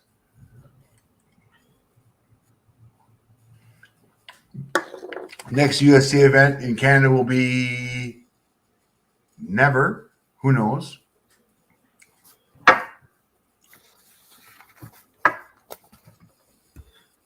Do you know that full card, Dave, that you're gonna go see? Oh God, no! It's not even open yet.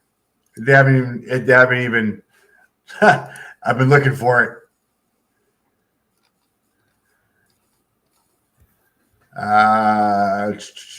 Where's my UFC here? They're not there yet.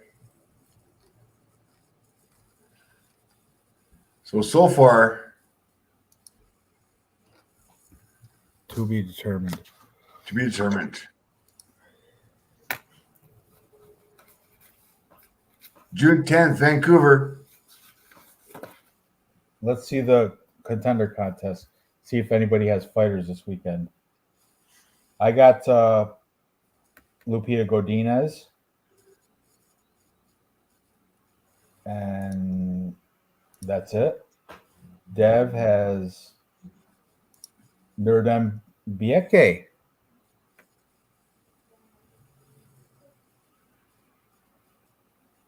And that's it. You've got nobody. Chat has Ponzinibbio. So there's a couple people fighting from the contender contest this weekend.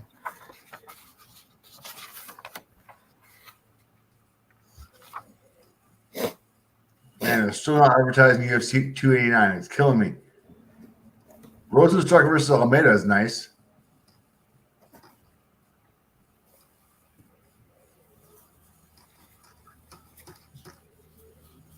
Okay, sorry, I'm back.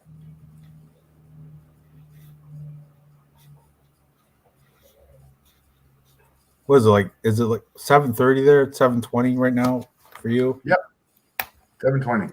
Daylight's still out.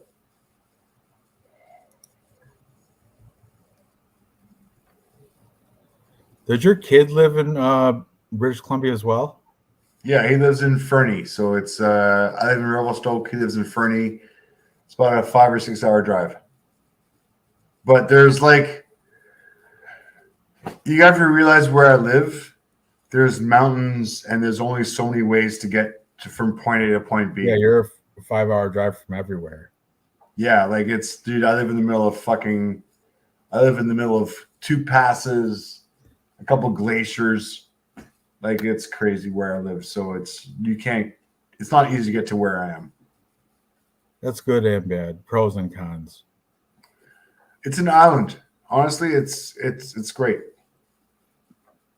You want to get food, it's going to cost you 25% more than everything I've seen you have pizza delivered there. Yeah, sure, for $50 a pop. Really? Hey, that's not cheap, man. Nothing here is cheap. Cost of living is ridiculous. Property values are ridiculous. I live in a 900 square foot condo that's like almost worth $1 million because I don't know why. It's fucked up. Because you're right on the mountain, right? It's a resort town, right? So it's the next Whistler, but we got more snow. So it's booming and property values are crazy. You want to rent a place, a 1-bedroom rental in my town is $2,500 a month. That's ridiculous. $2,500 a month to rent a 1-bedroom, a room in like in a house. So you're sharing, for $2,500 a month. It's pretty sad. Oh, Aspen Ladd is on PFL tonight. Big favorite. She is. Huge favorite. Minus 600. Yeah, and BTV Whistler is beautiful. But where I live is kind of a gem. I'm going to take the underdog in the main event for PFL. Julia Budd. Plus 625 scratch-off bet.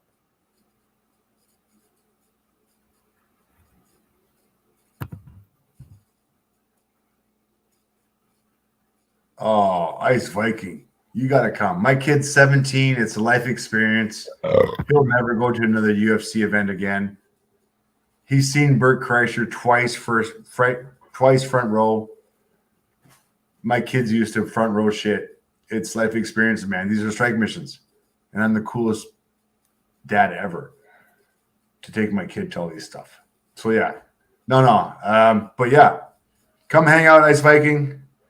We will hook you the motherfucker up. We will go out for drinks and get hammered, and we'll be there for a couple of days. So it'll be fun.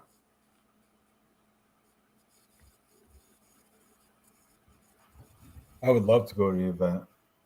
You should, man. Come down. You're too far. My hotel is booked. You can come crash. That is too far. It's not. Other side of the continent, man.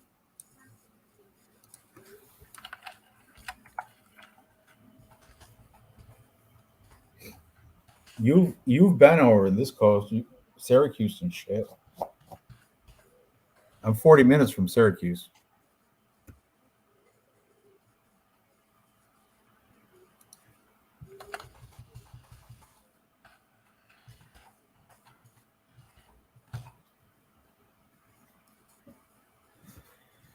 All right. I'm going to hang out for a while. I just cracked this Modelo tall boy. So. Dude, $142 for your flight. How much? $142. No way. That's not real.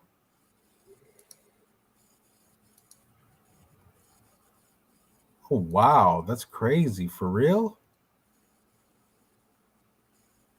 When's this event? When's UFC? Was it 280 something? Dave. Yeah. When is this event for real? June 10th. Oh, that's my dad's birthday. $147, bitch. One way? One-way economy, yep. Come on. $147. Less than $300. Less than $300 for the flight. That's no excuse. That is like not even like one afternoon of drinking for you. Stop. That's like that was your last bar tab. No, it was 82 today. $82. Your last bar tab. Come on. A week's worth of bar tabs is less than your flight from Syracuse to Vancouver and back. A week's worth of bar tabs. Stay clean for a week. Get sober for a week. And dude, I will mess you the fuck up when you're here for 3 days or 2 days. You will be a disaster. I will ply you with so much weed and alcohol and shrooms and oh my God. We'll hit every single strip club. My kid needs to experience this stuff. Ranch is a cheap flight. Oh no. You're thinking about it. You're thinking about it. I'll consider it. You're thinking about it. Okay, well, let me know if I have to buy you tickets. Ice Viking, you want to come to the show? Let me know if I want to buy you tickets too. Anybody else who wants to come, message me on Instagram or whatever the hell it is. I will get a bunch of tickets, bunch of hotel rooms. I've got deals on hotel rooms that are a block away from the stadium. I will bring appropriate libations to make sure that everyone's taken care of. Yes. Man, UFC 289. Come party in Vancouver with BC Dave and everybody else. Should be fun. I didn't think flights were that cheap. Maybe though. So I'll consider it now. $300 round trip. That's Canadian. That's American. That's American. Never mind. I was gonna say if that's Canadian, that's fucking nothing. No, look, that's April, June, 400. See that? Let me get your fucking Look, right there. It's on the same screen. hang on. Give me a second.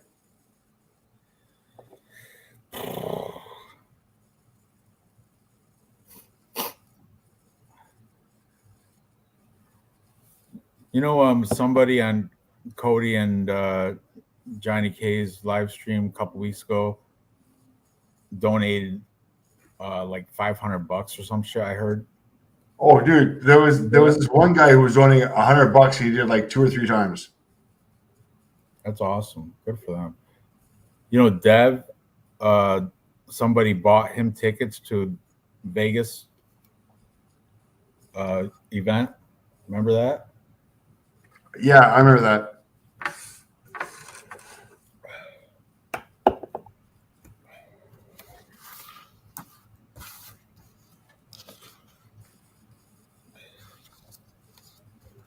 All right, I'm going to find you some flights.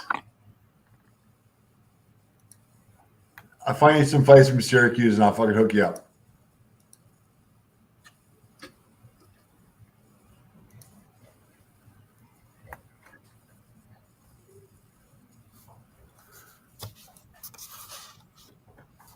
Well, it's a big maybe right now. Big maybe. We'll see. I'd take out a loan just to go watch UFC. Ridiculous. I don't even like dropping $80 on the pay-per-view. Yeah, we don't have to drop anything on pay-per-view this time. Tickets.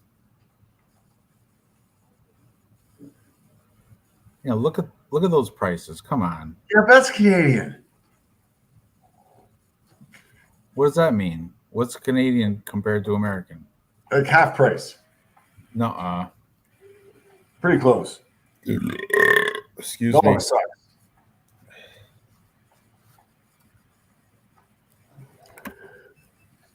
I'll find you something.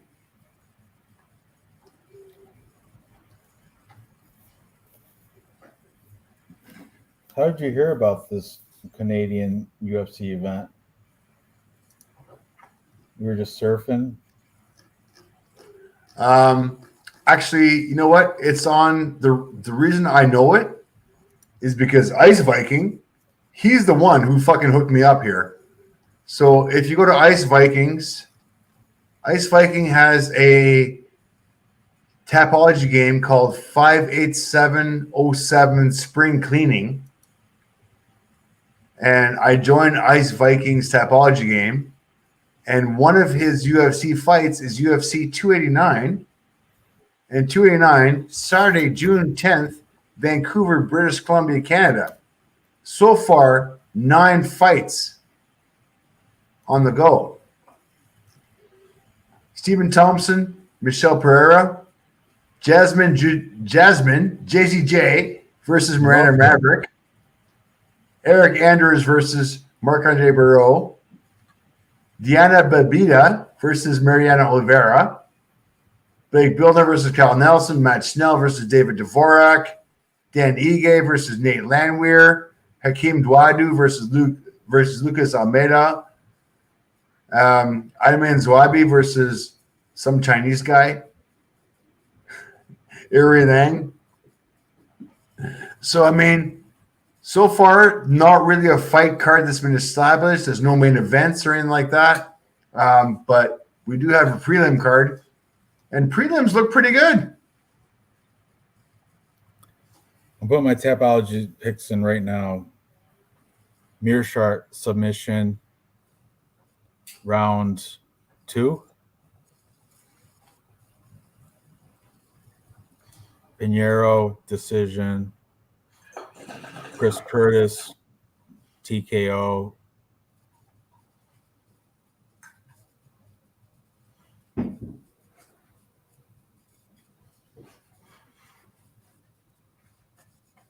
If I don't do it now, I'll forget and miss it. How do you think Kevin Holland's going to win? Decision? I do. Yanez? Decision? Gilbert Burns? He's going to finish submission, round 2.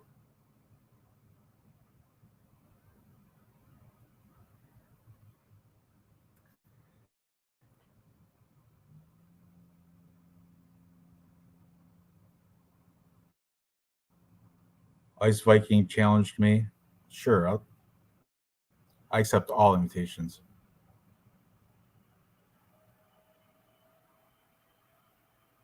Ooh, MMA Prodigy's in there. That's Justin Jr.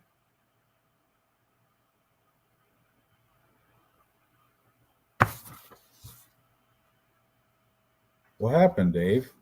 I shut things down. I'm too clicky. Very clicky. I need another beer anyways. I'll be back. What? We're running out of content now. Been on 2.5 hours. I'm just drunk now. All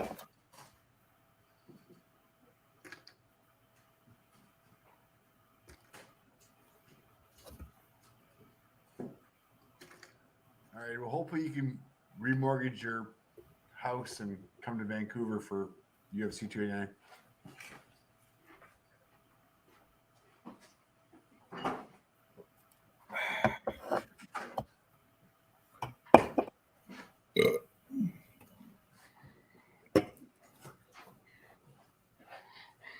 Spring cleaning. Ice Viking has a Tapology page called Spring I Cleaning. just joined it. I just did it. Hang on a second.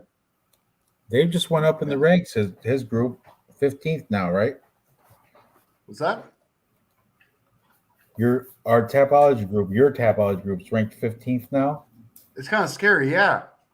As far as members go, we're top 15. We're tied for top 15 on the as far as pick'em groups go. It's kind of scary. I don't know how. I don't know why. I just joined. Made my picks and joined. I'm tipsy. I'm a little messed up right now.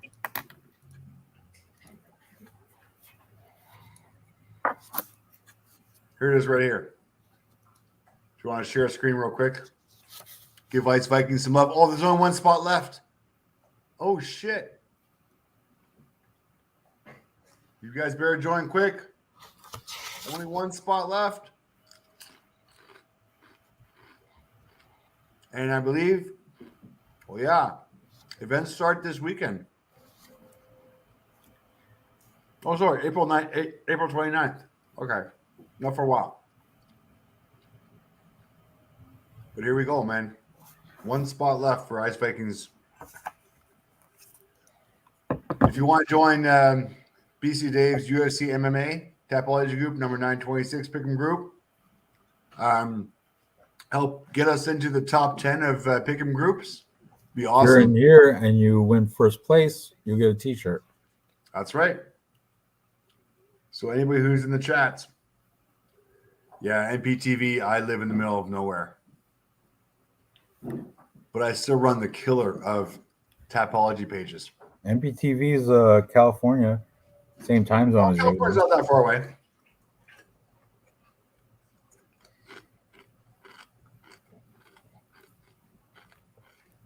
What do you eat?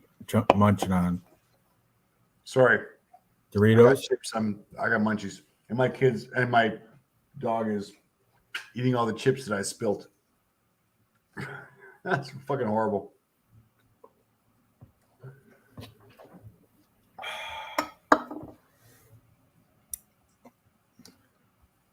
All right, we gotta wrap this up soon. Not like I have anything else to do, but I'm starting to slur. I'm starting to get sloppy like you. That's where I do my best work. It's all good, homies. Yeah, right. I don't really care. Mr. Arkansas does like marathons. He'll be on. He went like 48 hours one time or something crazy like that. Same thing with my homie Manny. Got these 12 hours Bellator preview things is crazy. He doesn't do no 12-hour things, does he? Dude, I'd love to not have a job. It'd be great. Unfortunately, mortgages to pay. If I like won a big sum of money, I would do a documentary on just YouTube UFC handicappers, and I would go visit like the Allen brothers in New Brunswick. I would go visit a UFC gambling addict in the UK while I was over there, MMA guru. Like, That's right. a documentary with just on the cappers, not. Dude, that's a great idea. Isn't Do it? you have $100,000 worth of airplane tickets available? That's why I said if I came into a lot of money, I would do it. Yeah. That'd be cool though. Seriously. Checking out all the cappers, that'd be awesome. The big ones, the ones I would go visit. For some reason, Canada's got a lot. They got. Dude, GSP had a huge influence on us. Huge influence on us. Dogger Pass podcast. They're Canadians. Mm-hmm. James Lynch, Canadian. Allen Brothers, Canadian. I would go visit Vlad. Oh, that'd be awesome. Right? That'd be so hard to do. That'd be fun though. Yeah, Serbia. Are they part of that? Are they battling? No, but it's still not a fun place to be. Aspen Lad, minus 600. He's about to fight.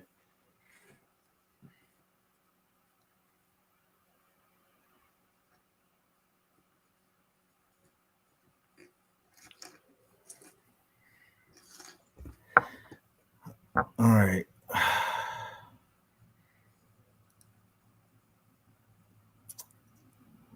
All right, Dave. The crowd's dispersing. There's only 3 people left. They're not even paying attention. So All right, homie. it was a good one, though. Hopefully, you don't get copyrighted by anybody. We'll see what happens, but yeah, it was a good analysis. We watched all the weigh-ins. We got all the stats, got all the fights. Pretty sure we got some damn good bets on there, and yeah. Let me post it one more time for the end. Tomorrow, I'm definitely winning my typology group tomorrow. 100%. I got this. We have the same picks, except props are different. So Yeah, you win, I'll do good. We got this. All right.